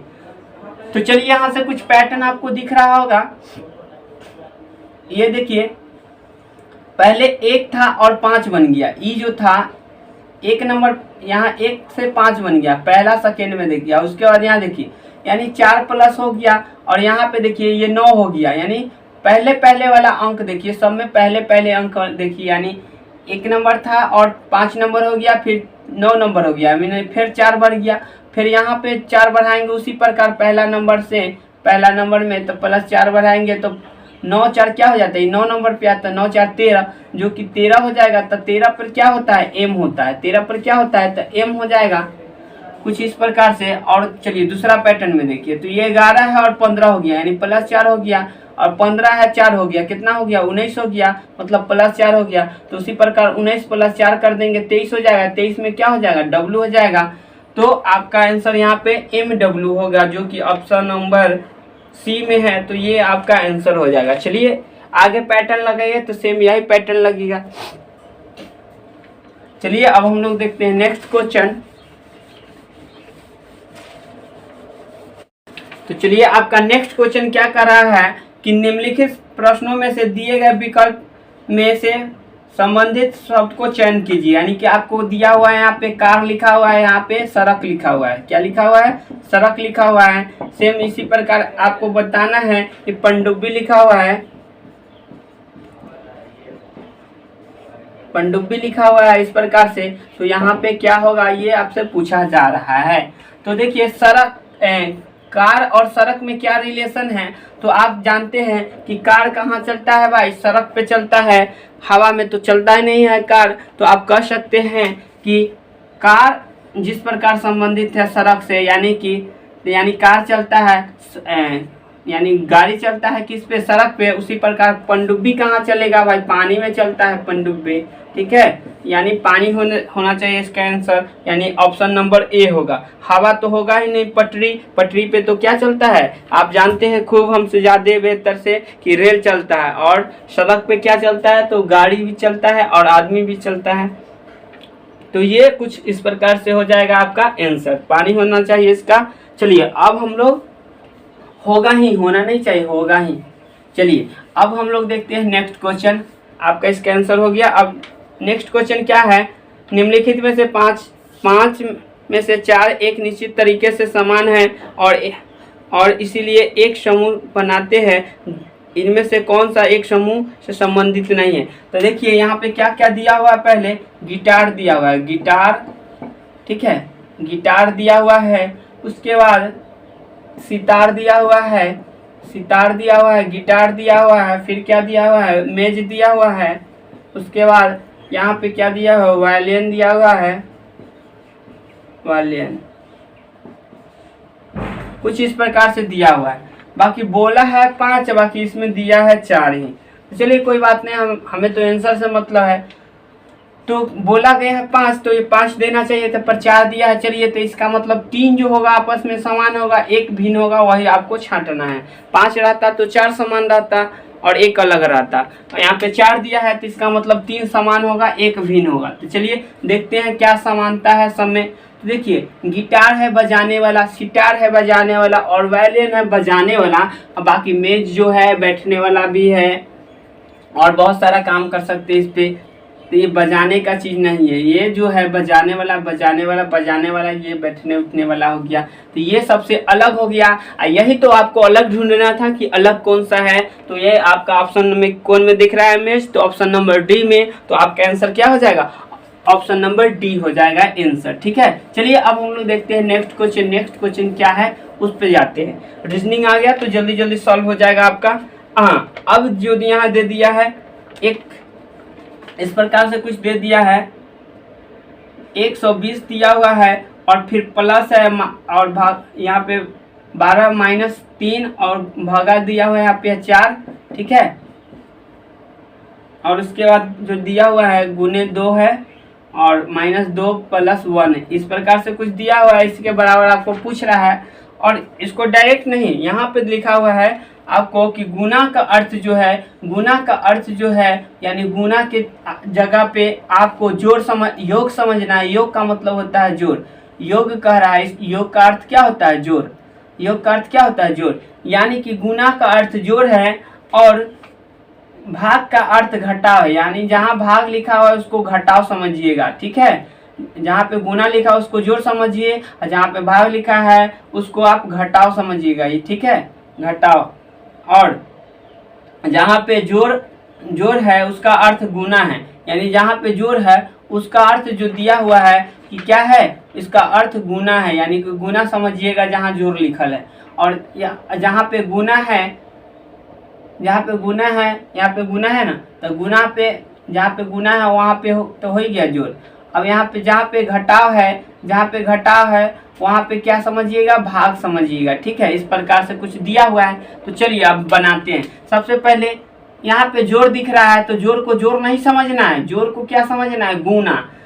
तो यहाँ पे जोड़ के जगह गुना लिख दीजिए, क्योंकि जोड़ को क्या करना है, गुना करना है, तो गुना इस प्रकार लिख दीजिए। 12 है तो 12। फिर माइनस को क्या समझना है, माइनस को भाग समझना है, तो यहाँ पे भागे कर दीजिए 3, ठीक है। इसको चेंज करना है सबको। और यहाँ पे भाग है, तो भाग का अर्थ क्या है, घटाव, तो यहाँ पे घटाव कर देना है भाग के जगह पे। और 4 है तो 4। गुना का अर्थ तो होता है जोड़, तो यानी कि यहाँ गुना के जगह आप जोड़ कर दीजिए, ठीक है। और यहाँ पे 2 है तो 2। फिर माइनस है, तो माइनस का अर्थ भाग होता है, तो यहाँ पे भाग कर दीजिए, ठीक है, कुछ इस प्रकार से। और यहाँ पे 2 है तो 2। और जोड़ को क्या कहते हैं, जोड़ को आप कहते हैं गुना, तो यहाँ पे गुना कुछ कर लीजिए इस प्रकार से, तो बराबर। अब क्या होगा, इसको सॉल्व करेंगे, मेरा आंसर आएगा, यानी कि सब जो दिया हुआ है उसको चेंज कर देंगे, ठीक है। अब चेंज करने के बाद ये आपका समीकरण बन गया, इसको सॉल्व कीजिए, ये आपका आंसर आ जाएगा यहाँ से। तो चलिए सबसे पहले 120 और गुने 12 लिखा है, अब भागा 3 है, तब बट्टा में 3 कर देंगे, यानी भाग हो रहा है इसमें। और माइनस 4 है तो 4 लिख दीजिए, प्लस 2 है और इसके भाग भी 2 से हो रहा है, तो बट्टा 2 लिख देते हैं, इसका मतलब भाग हो जाएगा। और गुना 1 है तो 1 लिख देते हैं इस प्रकार से। चलिए इसको सॉल्व कीजिए, तो 2 से 2 कै दाम में कटेगा, 1 दाम में कटेगा, 3 से 12 कै दाम में कटेगा, 4 दाम में कटेगा। तो 4 गुने करेंगे 12 पर 1 शून्य, तो 0 के 0 लिख दीजिए, 12 चौक 48, यानी 480 हो जाएगा गुना करके। और माइनस 4 है तो 4 लिखिए, और यहाँ पे गुना करिएगा तो क्या आएगा, वो 1 एकम 1 आएगा, तो प्लस में है तो यहाँ पे प्लस लिखना होगा, बीच में प्लस है तो प्लस, और 1 एकम 1 आएगा कटने के बाद, और गुना करने के बाद 1 आएगा, ठीक। तो यहाँ पे देखिए ये प्लस में ये भी प्लस में, तो दोनों प्लस एक साथ जुड़ेगा, और माइनस ये 4 है तो ये घटेगा, यानी कि 481 हो जाएगा एक जोड़ने के बाद, इसमें से 4 घटेगा तो क्या आ जाएगा, 477 आ जाएगा, ठीक है। 477 आपका इसका आंसर होगा, जो कि ऑप्शन नंबर ए में दिख रहा है, तो ये आपका आंसर हो गया, ठीक। चलिए अब हम लोग देखते हैं नेक्स्ट क्वेश्चन।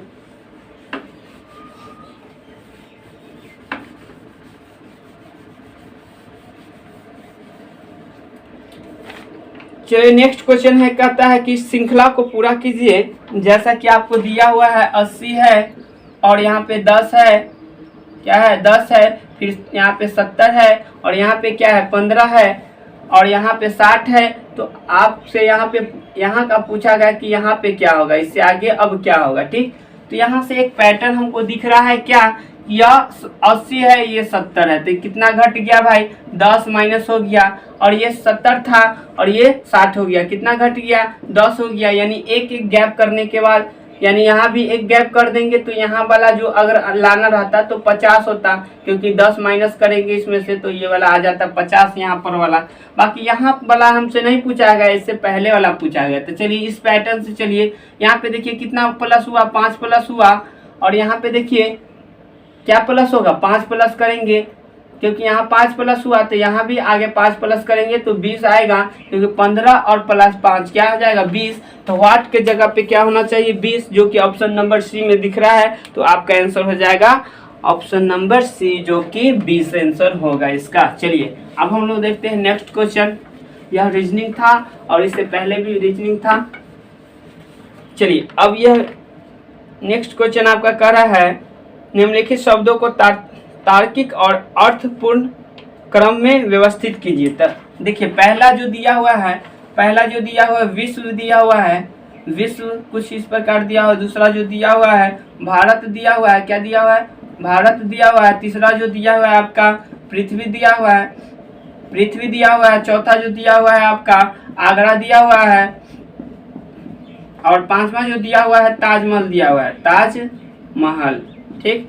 कुछ इस प्रकार से दिया हुआ है, आपको बताना है, इसको सही क्रम में सजाना है। तब पहले बताइए, पहले विश्व आएगा कि भारत आएगा कि पृथ्वी आएगा कि पहले आगरा आएगा कि पहले ताजमहल होगा? तो बताइए, जब तक पहले विश्व होगा ही नहीं तब तक ताजमहल, आगरा, पृथ्वी, भारत कहाँ से आ जाएगा? तो पहले नंबर पे होना चाहिए क्या? पहले नंबर पे होना चाहिए, पहले नंबर पे ये होना चाहिए आपका जो कि विश्व होना चाहिए। पहले नंबर पे विश्व होना चाहिए, ठीक। अब उसके बाद क्या होना चाहिए? पहले नंबर पे तो ये पहला नंबर वाला ही पहले नंबर पे आ गया, ठीक। उसके बाद तब बताइए, अब पहले पृथ्वी आएगा कि पहले भारत बना होगा? तो पहले पृथ्वी बना होगा तब तो भारत उसमें शामिल होगा। तो इसके बाद होना चाहिए पृथ्वी, 3 नंबर वाला होना चाहिए। पहले 1 नंबर वाला फिर 3 नंबर वाला, तो 1 नंबर फिर 3 नंबर, ठीक। तो अब बताइए, पहले भारत आ जाएगा कि पहले आगरा आ जाएगा कि ताजमहल आ जाएगा? तो पहले भारत होगा तब तो भारत में ही आगरा है, आगरा में ही ताजमहल है। तो पहले क्या आएगा? भारत आएगा। पहले क्या आएगा आपका? भारत आएगा। तो अब ऑप्शन नंबर 2 हो जाएगा। उसके बाद अब यहाँ पे देखिए, आगरा आएगा कि ताजमहल पहले आएगा? तो पहले तो आगरा होगा तब ना आगरा में ताजमहल होगा। तो यानी पहले 4 आएगा, उसके बाद आगरा में बना है ताजमहल यानी 5, इसके बाद जो आएगा 5 नंबर वाला हो जाएगा। तो कुछ इस प्रकार से आपका आंसर होगा। देखिए ऑप्शन नंबर डी में दिख रहा है 1 3 2 4 5। तो ये आपका क्रम में बैठा दिए, और इसको डायग्राम बनाना होता था किस प्रकार बनाते? पहले इस प्रकार बनाते, अंदर से ऐसे ऐसे करके बनाते, क्योंकि विश्व के अंदर आ जाएगा आपका, विश्व के अंदर ही भारत होगा, और भारत के अंदर ही विश्व के अंदर आ जाएगा पृथ्वी, विश्व के अंदर पृथ्वी, और पृथ्वी के अंदर भारत, भारत के अंदर हो जाएगा आगरा, आगरा के अंदर होगा ताजमहल। डायग्राम बनाना रहता है इसका, वेन डायग्राम। तो कुछ इस प्रकार से आपका आंसर होता है। वेन डायग्राम भी क्वेश्चन पूछा जाता है, ठीक है। तो चलिए अब हम लोग देखते हैं कुछ नेक्स्ट क्वेश्चन जो आगे क्या कह रहा है।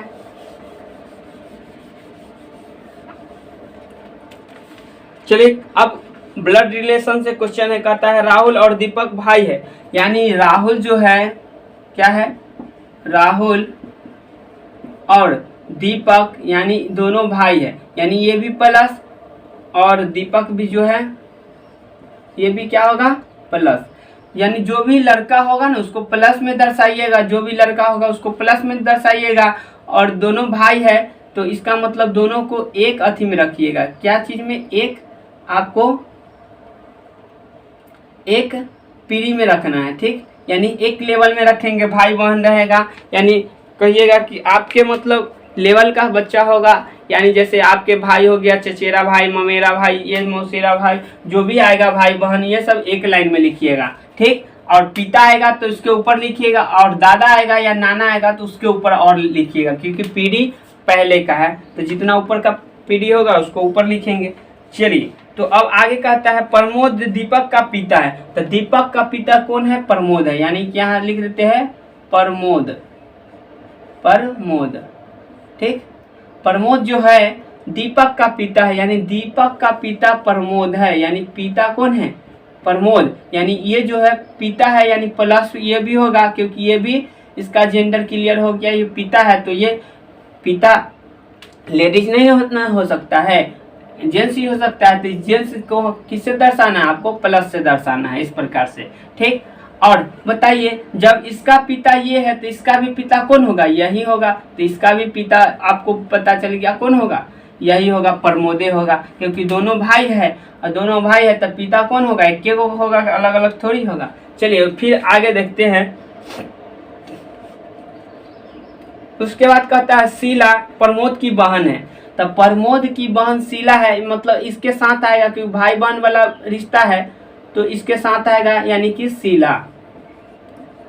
शीला जो है इसकी बहन है, तो बहन है तो इसको माइनस से दर्शाइए, और इस प्रकार कुछ रिलेशन दीजिएगा तो इसका मतलब भाई बहन का रिलेशन हो गया, प्लस माइनस, तो ये प्लस में लड़का और माइनस में लड़की, तो ये दोनों का रिलेशन इस प्रकार से दीजिएगा तो भाई बहन का आ गया, ठीक। अब आगे कहता है कि प्रेमा प्रमोद की भांजी है।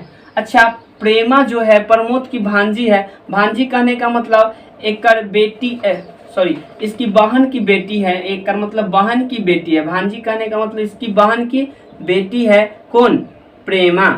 प्रेमा जो है इसकी बहन की बेटी होगा, इसकी क्या होगी? शीला के बेटी होगी तब तब तो इसका ना ये मामा लगेगा और इसका ये भांजी लगेगी। तो इसका मतलब ये हो गया शीला की बेटी जो होगा प्रेमा वो प्रमोद की क्या है, भांजी है। ठीक, इस प्रकार से कुछ दिया गया है। उसके बाद कहता है कि राहुल प्रेमा से कैसे संबंधित है, यानी राहुल प्रेमा से कैसे संबंधित है, यानी प्रेमा का कौन है, राहुल। तो देखिए ये हो गया प्रेमा का, प्रमोद क्या है तो मामा है, मामा का बेटा क्या हो गया, ममेरा भाई, मामा का बेटा। देखिए ये मामा है क्योंकि ये इसकी बहन थी तो ये इसके मामा हो गए प्रेमा की, और प्रेमा की मामा हो गए, और मामा के बेटा क्या लगेंगे, प्रेमा का। तो मामा के बेटा जो होंगे ममेरा भाई, अगर बहन रहता तो ममेरा बहन हो जाता। तो आपका आंसर क्या हो जाएगा, ममेरा भाई। ऑप्शन नंबर ए में दिख रहा है तो आपका आंसर वो हो जाएगा। चलिए अब हम लोग देखते हैं नेक्स्ट क्वेश्चन। ठीक है, नेक्स्ट क्वेश्चन देखिए आप कैसे बनाइएगा। नेक्स्ट क्वेश्चन है आपका, एक संख्या दिया हुआ है जो कि ये है,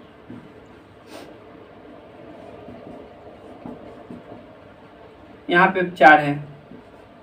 ठीक है, तो कुछ संख्या दिया हुआ है, यानी कि आप कह सकते हैं यानी 2,63,97,145 लिखा हुआ है संख्या। कहता है एक संख्या ये जो दिया हुआ है इसमें प्रत्येक अंकों को बाएं से दाएं तरफ बढ़ते क्रम में, नहीं यानी कि बाएं से, यानी बाएं इधर है, यानी देखिए बाएं मेरा इधर है, इधर से, और दाएं तरफ यानी इधर तरफ बढ़ते क्रम में आपको क्या करना है, व्यवस्थित करना है। तो यानी कि पहले बढ़ते क्रम में सजा दीजिए। तो देखिए तो क्या क्या है इसमें, 1 है, 2 है, 3 है, 4 है, 5 है, 6 है, 7 है, 8 नहीं है, 9 है। तो इसका मतलब पहले 1 लिख दीजिए, फिर 2 लिख दीजिए, फिर 3 लिख दीजिए, फिर 4 लिख दीजिए, फिर 5 लिख दीजिए, फिर 6 लिख दीजिए, फिर 7 लिख दीजिए, 8 नहीं है तो 9 है तो 9 लिख दीजिए। जो नंबर दिया हुआ था उसी को डाटा को बढ़ते क्रम में लिख देना था, क्योंकि हमको बोला गया है क्वेश्चन में कि बढ़ते क्रम में लिखने के लिए। और इस प्रकार लिखने के बाद कहता है कि मूल संख्या की तुलना में, मूल संख्या यानी इसके तुलना में, पहले वाला संख्या की तुलना में, मूल संख्या जो पहले वाला संख्या था ये मेरा मूल संख्या था, इसकी तुलना में कितने अंकों को स्थिति अपरिवर्तित रही। अपरिवर्तित कहने का मतलब उसका अंक चेंज नहीं हुआ, मतलब जितना स्थान पे था उतने ही स्थान पे है। तो देखिए यहाँ पे एक ही वो ऐसा नंबर है जो कि इसका अंक चेंज नहीं हुआ, मतलब अंक नहीं, मतलब स्थान चेंज नहीं हुआ, मतलब 1 2 तीसरे नंबर पे था तो इधर से 1 2 तीसरे नंबर पर है। अब बाकी सब देखिए इधर उधर हो गया है, बाकी यह जो 3 था ये जगह चेंज नहीं किया है, तीसरे नंबर पे था तो तीसरे नंबर पे था। यानी इसका आंसर कै गो हो जाएगा, एक ही वो ऐसा संख्या है जो स्थान चेंज नहीं करता है, तो एक संख्या हो जाएगा ऑप्शन नंबर सी। ठीक, ऑप्शन नंबर सी। ऐसा नहीं कि 3 मिला है तो 3 मार दीजिएगा। अगर ऐसा पूछा जाता कि ऐसी कौन सी संख्या है जिसका अंकों की स्थिति अपरिवर्तित रहती है, तब 3 आंसर होता, बाकी ऐसा नहीं इसमें बोला गया। मूल संख्या की तुलना में कितने अंकों की स्थिति पूछ रहा है। यहाँ पे देखिए अंकों पहले कह दिया है तो स्थिति अपरिवर्तित रहती है, तो एक वो संख्या के अंक के स्थिति अपरिवर्तित रहती है। ठीक, मतलब चेंज नहीं होता है। तो ये आपका आंसर 1 हो जाएगा। ठीक है, चलिए अब देखते हैं हम लोग नेक्स्ट क्वेश्चन। अब यहाँ पे दिया हुआ है निम्न अनुक्रम में कौन सा विषम है। विषम कहने का मतलब सबसे अलग यानी भिन्न है, तो वह आपको छांटना है। तो देखिए पहला जो दिया हुआ है कुछ इस प्रकार से मिल्क दिया हुआ है, MILK मिल्क दिया हुआ है। दूसरा जो दिया हुआ है केक दिया है, केक। उसके बाद दिया हुआ है SYRUP सिरप दिया हुआ है कुछ इस प्रकार से। और उसके बाद दिया हुआ है टी में चाय होता है, और ये वाटर दिया है WATER वाटर दिया हुआ है। तो ये जानते हैं कि ये मिल्क मतलब दूध होता है, केक मतलब तो आप जानते हैं कि केक होता है, और ये क्या है सिरप है, तो सिरप पीने वाला है। और मिल्क भी पीने वाला है, सिरप भी पीने वाला है, टी भी पीने वाला है, वाटर भी पीने वाला है। बाकी केक जो है यह सबसे अलग है, क्योंकि ये खाने का चीज़ है। केक तो पीते नहीं ना है आप लोग, तो केक पीने की चीज़ नहीं है, क्या चीज़ है, खाने की चीज़ है। तो ये केक सबसे इसमें अलग हो जाएगा। तो आपको देखिए ऑप्शन नंबर केक किस में दिख रहा है, तो सी में दिख रहा है, तो आपका आंसर क्या हो जाएगा, सी हो जाएगा। चलिए अब हम लोग देखते हैं नेक्स्ट क्वेश्चन। भिन्न इसी प्रकार से छांटना है आपको। चलिए अब हम लोग देखते हैं नेक्स्ट क्वेश्चन क्या है। यदि बर्तन चम्मच लिखा हुआ है, यानी कि बर्तन और इधर लिखा हुआ है चम्मच,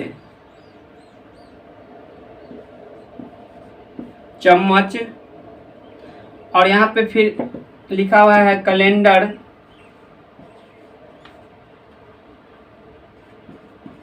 कैलेंडर लिखा हुआ है, कैलेंडर लिखा हुआ है, कैलेंडर। तो यहाँ पे क्या होगा ये पूछा गया। तो पहला ऑप्शन देखिएगा तो समय।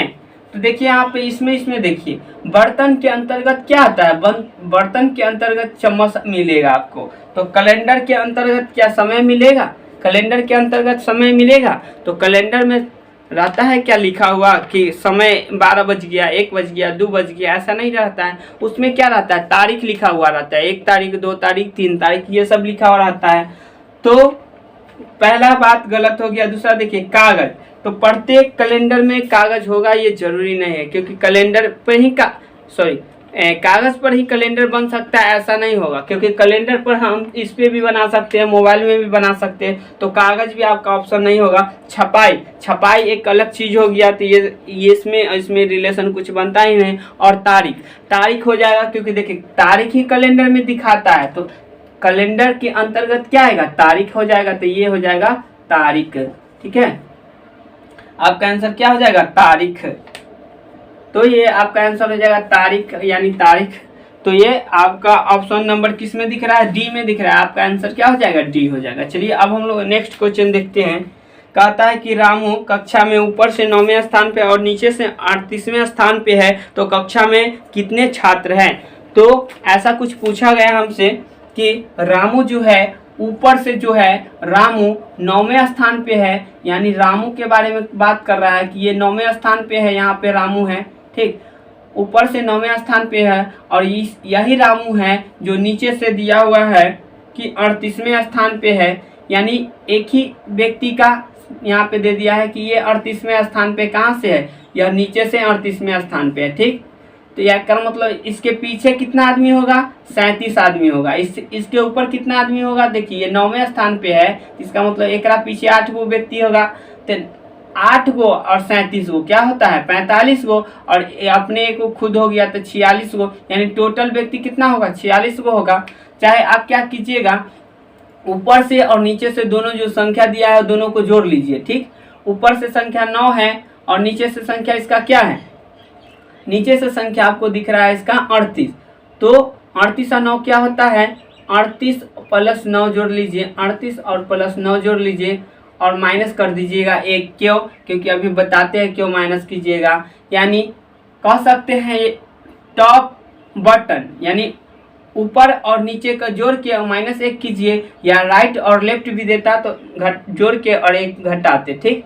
तो यहाँ दोनों को जोड़िएगा तो ये हो जाएगा 47 और -1, यानी 47 - 1 इक्वल टू क्या होगा, 46। इसमें टोटल व्यक्ति जो होगा 46 होगा। जब भी इस प्रकार से पूछा जाए ना क्वेश्चन कि जब एक ही वो व्यक्ति का ऊपर से भी स्थान दे दे और नीचे से भी स्थान दे दे एक ही व्यक्ति का, तो क्या कीजिए, दोनों अगर टोटल संख्या ये लाना है पंक्ति में कि टोटल कितने व्यक्ति हैं, तो दोनों को जोड़ लीजिएगा और 1 माइनस कर लीजिएगा। या फिर एक ही व्यक्ति का मतलब दाएं तरफ से भी दे दे स्थान और बाएं तरफ से भी दे दे स्थान, और पूछा जाए कि आपको इसमें टोटल कितने व्यक्ति हैं, तो कुछ नहीं करना है। मान लीजिए कि यहाँ पे एक राम है, ठीक है, यहाँ पे क्या है, राम है। राम का स्थान मान लीजिए लेफ्ट से मान लीजिए 18 पर है, और राइट से मान लीजिए 17 पर है। तो टोटल इस पंक्ति में कितने व्यक्ति है आपको लाना है। तो ये हो गया राम का यह स्थान 17 हो गया राइट से, और लेफ्ट से 18। तो टोटल कितने व्यक्ति है निकालना है। तो दोनों को क्या बोले थे, जोड़ दीजिए। तो दोनों को जोड़िएगा तो 35 आएगा और -1 कर लीजिए तो 34 हो जाएगा। यानी टोटल व्यक्ति जो होगा इस पंक्ति में 34 होगा, जो मैं क्वेश्चन बोला। और इस पंक्ति में दोनों को जोड़े तो हो गया 47 और -1 यानी 46। इस पंक्ति में क्या होगा, टोटल 46 होगा। यानी कुछ इस प्रकार से आपका क्वेश्चन बनता है, ठीक है। ऐसा क्यों हुआ तो उसको भी मैं बता देता हूँ कि एक क्यों माइनस किए हैं। चलिए मैं बता देता हूँ। जैसा कि यहाँ पे देखिए एक लिख दिए, यहाँ पे सीता लिख दिए, इसको लिख दिए गीता लिख दिए, और इसको लिख दिए रीता लिख दिए, ये लिख दिए सीमा लिख दिए, ठीक है, ये लिख दिए रानी लिख दिए, कुछ भी लिख दिए, ठीक। इस प्रकार से लिख दिए। तो इसमें देखिए पहला व्यक्ति, दूसरा व्यक्ति, तीसरा व्यक्ति, चौथा व्यक्ति, पांचवा व्यक्ति। तो आप जानते हैं कि पंक्ति में 5 गो व्यक्ति को बैठाए हुए हैं, आपको पता है। पर मान लीजिए एक ही व्यक्ति गीता है, ये एक व्यक्ति मान लीजिए कि ये गीता है, और गीता का इधर से भी स्थान दे देगा और गीता का इधर से भी स्थान दे देगा, ठीक है। गीता का तो इधर से देखिए कैमे स्थान पे गीता है, दूसरे स्थान पे, इधर से देखिए गीता कैमे स्थान पे है तो चौथे स्थान पे है। तो देखिए 4 और 2 जोड़िएगा तो क्या हो गया, 6 हो गया। तो कितना ज्यादा हो गया, 1 ज्यादा हो गया, क्योंकि 5 ही व्यक्ति था ना, और 6 गो हो गया, मतलब 1 बढ़ गया। 1 क्यों बढ़ गया, क्योंकि देखिए इधर से गए तो इसको गिन लिए, फिर उधर से भी आए तो इसको गिन लिए, तो 2 बार इसको गिन लिए ना, इस वजह से 1 बढ़ जाता है। दोनों साइड से आप गिन लेते हैं एक ही व्यक्ति को, तो एक के साइड से आपको ना गिनना था, तो एक साइड से गिनिएगा तो मतलब कि नहीं बढ़ता, और दोनों साइड से गिनिएगा तो 1 बार बढ़ जाएगा, इसीलिए 1 ज्यादा रहता है, 1 घटा दीजिएगा तो आपको टोटल संख्या पता चल जाएगा कि पंक्ति में कितने व्यक्ति हैं। चलिए तो ये समझ गए होंगे। तो अब हम लोग देखते हैं नेक्स्ट क्वेश्चन। चलिए नेक्स्ट क्वेश्चन आपका क्या कह रहा है, रोहिणी उत्तर की ओर उन्मुख होकर सीधी सड़क पर 2 किलोमीटर चलता है। तो देखिए अभी तो हम शॉर्टकट बनाएंगे, उसके बाद आपको बताते हैं कि कैसे बनाइएगा। तो ये हो गया आपका उत्तर, ये क्या हो गया उत्तर, ये हो गया दक्षिण, क्या हो गया दक्षिण, ये हो गया आपका पूर्व पूर्व, और ये हो गया पश्चिम, ठीक है, ये क्या हो गया पश्चिम।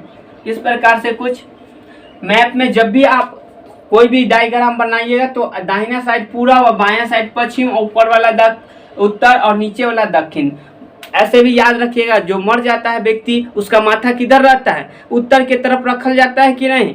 दूरा पे देखिए अगर मर जाएगा तो व्यक्ति को उत्तर की तरफ मुंह करके रखता है माथा, तो माथा देखिए हम लोगों का किधर है, ऊपर की तरफ है, यानी ऊपर वाला क्या होगा उत्तर होगा। तो ऊपर वाला याद हो गया, तो जस्ट उत्तर के उल्टा क्या होता है दक्षिण होता है, तो ऊपर वाला उत्तर है तो नीचे वाला दक्षिण होगा। और देखिए सूर्य भगवान किधर से निकलते हैं, पूरब से, यानी पूरब से निकलते हैं। तब सुबह सुबह भगवान को अगरबत्ती दिखाइएगा कि नहीं, तो दाहिना हाथ से दिखाइएगा कि बायां हाथ से, दाहिना हाथ से न दिखाइएगा। तो दाहिने तरफ जो होगा, यानी सूरज भगवान पूरब से निकलते तो दाहिने तरफ जो होगा अगरबत्ती दिखाइएगा दाहिने हाथ से, तो ये दाहिना हाथ पूरब होगा, ठीक है। और बायां साइड क्या हो जाएगा पश्चिम हो जाएगा। तो ये दिशा आपको याद हो किया होगा। तो चलिए अब हम लोग बनाते हैं, जैसा कि क्वेश्चन में बोला गया उस प्रकार से बनाते हैं, उसके बाद शॉर्ट बनाएंगे, ठीक। तो शॉर्ट पहले ही बता देते हैं। देखिए इसमें कहा गया है क्या, लास्ट में क्वेश्चन को इसमें पढ़िए कि क्या पूछ रहा है कि अब वह किस दिशा की ओर उन्मुख करके है, मतलब उसका मुख जो है किस दिशा में है पूछा गया। ऑप्शन में देखिए कहीं पे उत्तर पूर्व नहीं लिखा हुआ है, सिर्फ लिखा हुआ है पश्चिम या दक्षिण या पूर्व या उत्तर। ऑप्शन में इस प्रकार है, तो आपका आंसर इसी में से कोई एक होगा। तो चलिए इसमें पहले बार क्या मुड़ा है, तो पहले बार जो मुड़ा है वह दाईं ओर मुड़ा है, और दूसरे बार भी दाईं ओर मुड़ा है। तो यानी दाईं ओर कहने का मतलब राइट साइड एक बार मुड़ा और फिर राइट साइड मुड़ा, तो 2 बार राइट साइड मुड़ा। अगर 2 बार राइट साइड मुड़ेगा चाहे 2 बार लेफ्ट साइड मुड़ेगा, तो इसका डायरेक्शन जो होगा ना, डायरेक्शन चेंज हो जाएगा। जैसे कि मानिए कि मैं अगर उत्तर की दिशा में अभी चल रहा हूँ, मान लीजिए कि अभी मैं उत्तर की दिशा में चल रहा हूँ और 2 बार मैं राइट मुड़ूंगा, तो अब मैं दक्षिण की दिशा में जाने लगूंगा, यानी उत्तर की दिशा में जा रहा था तो अपोजिट साइड हो जाऊंगा, मतलब दक्षिण की दिशा में जाने लगूंगा, ठीक। तो यही तो व्यक्ति जो था पहले जो चला था रोहिणी उत्तर की दिशा में जा रहा था, और 2 बार यह मुड़ा कितना राइट मुड़ा, यानी दाएं साइड मुड़ा। 2 बार दाएं साइड में मुड़ता तो ये दक्षिण की तरफ आता, चाहे 2 बार लेफ्ट में मुड़ता तो दक्षिणी की तरफ इसका मुड़ आता। तो अभी यह किस दिशा की ओर मुंह है, इसका दक्षिण की ओर होगा। चलिए अब इसको डायग्राम से बनाते हैं कि कैसा जैसा बोला गया उस प्रकार से। तो इसका आंसर तो हो गया दक्षिण, पर हुआ कैसे उसको समझते हैं। चलिए कहता है कि वह उत्तर की ओर 2 किलोमीटर चला, तो 2 किलोमीटर रोहिणी को चला दीजिए उत्तर की दिशा में, यानी ऊपर होता है उत्तर, तो ऊपर वह चला दिए। फिर कहता है चली और फिर वह दाएं ओर मुड़ी। दाएं ओर मुड़ी, दाएं ओर कहने का मतलब घड़ी की दिशा में, दाएं ओर कहेगा तो घड़ी की दिशा में याद कर लीजिए, या फिर बोला जाता है वामावर्त और दक्षिणावर्त बोला जाता है। तो दक्षिणावर्त बोला जाएगा यानी घड़ी की दिशा में, या फिर दाएं कहेगा तो घड़ी की दिशा में, ठीक। और बाएं कहेगा या वामावर्त कहेगा तो घड़ी के विपरीत दिशा में घुमाइएगा, ठीक है। जैसा कि ये देखिए घड़ी बना देता हूँ, तो इधर की तरफ ऐसे घुमाएंगे, ठीक है। घड़ी की दिशा में घड़ी के विपरीत घुमाना होगा तो इस प्रकार से कुछ घुमाएंगे, ठीक है। तो ये हुआ क्लॉकवाइज, ये हुआ क्लॉकवाइज। राइट कहेगा तो क्लॉकवाइज, राइट कहेगा क्लॉकवाइज, और लेफ्ट कहेगा तो एंटी क्लॉकवाइज, ठीक, यानी घड़ी के विपरीत दिशा में। तो चलिए अब यहाँ पे हमको बोला है कि वह किस तरफ मुड़ा, तो वह दाईं ओर मुड़ा। तो दाईं ओर मतलब देखिए घड़ी की दिशा में, क्या बोले, राइट रहेगा तो घड़ी की दिशा में मुड़ाइए। तो घड़ी ऐसे चलता है कि ऐसे चलेगा, बताइए। तो ऐसे नहीं ना चलेगा, ऐसे चलेगा घड़ी, तो इस तरफ मुड़ाइए इसको, ठीक है। और 1 किलोमीटर चला तो 1 किलोमीटर लिख दीजिए, ठीक। फिर आगे कहता है चलिए वह फिर दाईं ओर मुड़ी। तो दाईं ओर मुड़ी यानी दाईं ओर कहने का मतलब हुआ घड़ी के दिशा में। तो घड़ी ऐसे चलता है, इधर मुँह चलेगा कि इधर मुँह चलेगा, बताइए। तो ऊपर और नहीं ना मुड़ाएगा, क्योंकि राइट चला है तो घड़ी के दिशा में इधर मुँह होगा, इधर मुँह करेंगे तो विपरीत हो जाएगा ना, इसलिए आप कर दीजिए इसको नीचे की तरफ, ठीक है। नीचे की तरफ कर दीजिए। और यह 2 किलोमीटर चला है तो 2 किलोमीटर लिख दीजिए, ठीक है, कुछ इस प्रकार से। अब वह किस दिशा की ओर मुँह करके बैठा है, बताइए। इधर मुँह जा ही रही है, बैठा नहीं है, उन्मुख है उसका, यानी मुख है। तो इधर मुँह जा रही थी 2 किलोमीटर, और तो इसका मुंह किस दिशा में है, दक्षिण की ओर है। नीचे मुँह है तो इसका मतलब दक्षिण में होगा, तो इसका आंसर क्या होगा, दक्षिण की ओर होगा। तो ये आंसर हो गया दक्षिण की ओर, ऑप्शन नंबर बी। तो चलिए इस प्रकार से कुछ बना लीजिएगा। अब हम लोग देखते हैं नेक्स्ट क्वेश्चन। आपका नेक्स्ट क्वेश्चन क्या कह रहा है, तो जब भी इस प्रकार से क्वेश्चन रहेगा तो क्या कीजिएगा, पहले अगर राइट कहेगा या दक्षिणावर्त कहेगा तो यानी आपको घड़ी की दिशा में घुमाना है, और वामावर्त कहेगा या फिर लेफ्ट कहेगा तो घड़ी के विपरीत दिशा में घुमाना। चलिए अब नेक्स्ट क्वेश्चन जो है, 6 मित्र है ABCDEF और प्रत्येक की लंबाई अलग अलग है, और इसमें आपको लास्ट में क्या कर रहा है, 6 मित्रों में से कौन सबसे लंबा है। तो सबसे लंबा हमको बताना है, तनाटा से कोई मतलब ही नहीं है, यानी छोटा से हमको मतलब नहीं है, ठीक। तो जो भी बोला गया है उस डाटा को हम लिखते हैं। 6 व्यक्ति है, जिसमें से कह रहा है कि बी जो है डी से लंबा है, बी जो है वह डी से लंबा है। डी से क्या है, बी लंबा है, लेकिन लेकिन लेकिन लेकिन कह रहा है ई से छोटा है, ई से छोटा है, यानी ई से नीचे रखेंगे तब तो ये छोटा होगा। जो ज्यादा बड़ा होगा उसको ऊपर बैठाएंगे, ठीक है, और जो छोटा होगा उसको नीचे लिखेंगे। तो देखिए कहता है कि डी से बी जो है डी से लंबा है, बी जो है डी से लंबा है, तो डी से ऊपर बी को बैठा दिए तो लंबा हो गया। लेकिन ई से छोटा है, लेकिन ई से छोटा है कौन, बी, तो ई से इसको नीचे बैठा दिए तो ये हो गया छोटा, ठीक, बी। अब उसके बारे में आगे फिर कह रहा है सी छोटा, सी ई से छोटा है, सी जो है ई से छोटा है, तो ई से छोटा है तो हो सकता है यहाँ भी हो सकता है, यहाँ भी हो सकता है, यहाँ भी हो सकता है, इसका अभी कन्फर्म हमको पता नहीं चला, बाकी इससे नीचे ही होगा कहीं, छोटा है ई से। तो चलिए फिर आगे कहता है ए और एफ, ए एफ से लंबा है, यानी ए जो है, अच्छा इसमें कहीं ए और एफ की चर्चा है नहीं है, तो अपना मन से इसको इसमें नहीं बैठाइए, अलग कर दीजिए। ए और एफ इस प्रकार कुछ कह रहा है कि ए जो है एफ से लंबा है, ए जो है एफ से लंबा है, तो एक एफ से लंबा हो गया, ए ऊपर बैठा दिए तो लंबा हो गया, ठीक है। चलिए अब फिर आगे कह रहा है डी और ई क्रमशः सी और ए से छोटा है। तो क्रमशः जब भी लगा दिया यानी पहले वाला बात पहला होगा, दूसरा वाला बात दूसरा होगा, यानी डी जो है सी से छोटा होगा, डी जो है सी से छोटा होगा, इसका मतलब यहाँ पे सी नहीं होगा, सी से छोटा होगा डी, तो सी यहाँ हो सकता है, यहाँ हो सकता है, इस दो स्थान पे कहीं हो सकता है। चलिए यहाँ से एक बात क्लियर किया। फिर कहता है कि ई जो है इसी में देखिए पहला वाला बात पहले ले लिए, फिर दूसरा वाला बात ई है ना क्रमशः, तो ई वाला हो जाएगा जो ए से संबंधित होगा। ई ए से छोटा है, ठीक है। ई जो है ए से छोटा है, इसका मतलब ए से ऊपर होगा कौन, ए से ऊपर जो होगा आपका ए होगा। तो ए जब यहाँ आ गया तो आप समझिए कि एफ इसके नीचे कहीं होगा। चलिए अब आगे देखिए, कहता है फिर आगे कि ई ए और एफ से छोटा है, यानी ई जो है ए और एफ से भी छोटा है, तो यानी एफ जो होगा कहाँ होगा, एक ऊपर होगा, तब तो ई जाके छोटा होगा ई दोनों से। तो अब आपको इसमें सबसे बड़ी बताना था, तो सबसे बड़ी क्या हो गया, ए हो गया, और सबसे छोटी बताना होगा तो डी हो जाएगा, ठीक है। तो आपका आंसर हो गया। बाकी सी के बारे में पूछा जाता तो हम तय नहीं कर पाते क्योंकि इसका क्लियर नहीं हुआ है, ठीक है। तो ऊपर वाला यानी सबसे बड़ा और सबसे छोटा आप इसमें बता सकते हैं, ठीक है। तो आपका आंसर क्या हो जाएगा, सबसे बड़ा क्या हो गया, ए हो गया, जो कि सबसे ऊपर है वही तो सबसे बड़ा होगा। बैठाइएगा इस प्रकार से, क्वेश्चन पढ़िएगा और फिर बैठाते जाइएगा। चलिए फिर इसमें कहता है, और ऐसा क्वेश्चन दिया जाए तो पहले लास्ट में देखिए कि क्या पूछ रहा है हमसे, बड़ा पूछ रहा है या छोटा। चलिए अब क्वेश्चन नंबर देखिए 24, इसके बाद एक क्वेश्चन और बचेगा। यहाँ पे अष्टभुज लिखा हुआ है, क्या लिखा हुआ है, अष्टभुज, क्या लिखा हुआ है, अष्टभुज लिखा हुआ है, अष्टभुज। और यहाँ पे 8 लिखा हुआ है, क्या लिखा हुआ है, 8 लिखा हुआ है।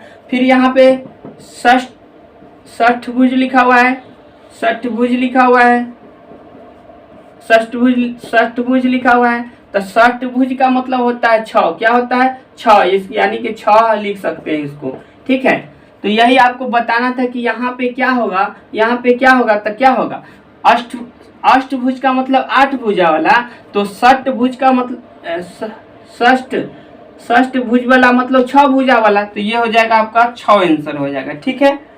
तो आपका आंसर क्या हो गया उसका 6 यानी 24 का। और क्वेश्चन नंबर 25 देखिए क्या कर रहा है, कहता है उसे चुनिए जो समूह से संबंधित नहीं है, मतलब भिन्न है। तो ऑप्शन से देखिए, ऑप्शन में क्या है, 7 लिखल है, 50 लिखल है। फिर बी में क्या लिखा हुआ है, बी में जो आपका लिखा हुआ है जो 6 और 35 लिखा हुआ है। सी में जो लिखा हुआ है आपका 3 लिखा हुआ है और 8 लिखा हुआ है कुछ इस प्रकार से।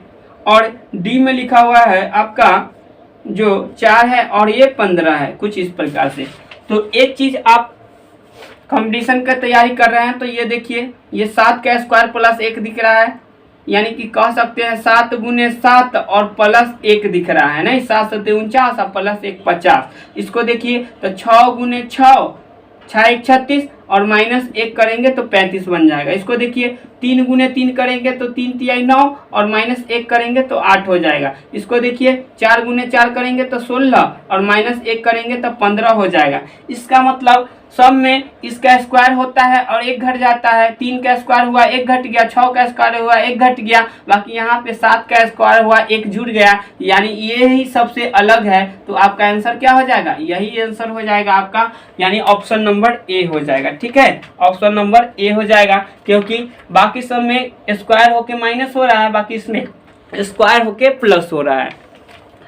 तो काफी मेहनत लगा है वीडियो को बनाने में, और इससे पहले भी मैं 2 बार बनाया हूँ वीडियो, पर क्या हुआ कि वीडियो सेव ही नहीं हो पाया, इसलिए हमको 2 घंटा एक्स्ट्रा लग गया बनाने में। अब यह तीसरा बार मैं वीडियो बना कर अपलोड कर रहा हूँ, तो समझिए कि कितना मेहनत लगा होगा बनाने में, टाइम कितना लगा होगा। तो आप लोग वीडियो पूरा देखिएगा और अच्छा लगेगा तो प्लीज़ लाइक एंड शेयर जरूर कीजिएगा।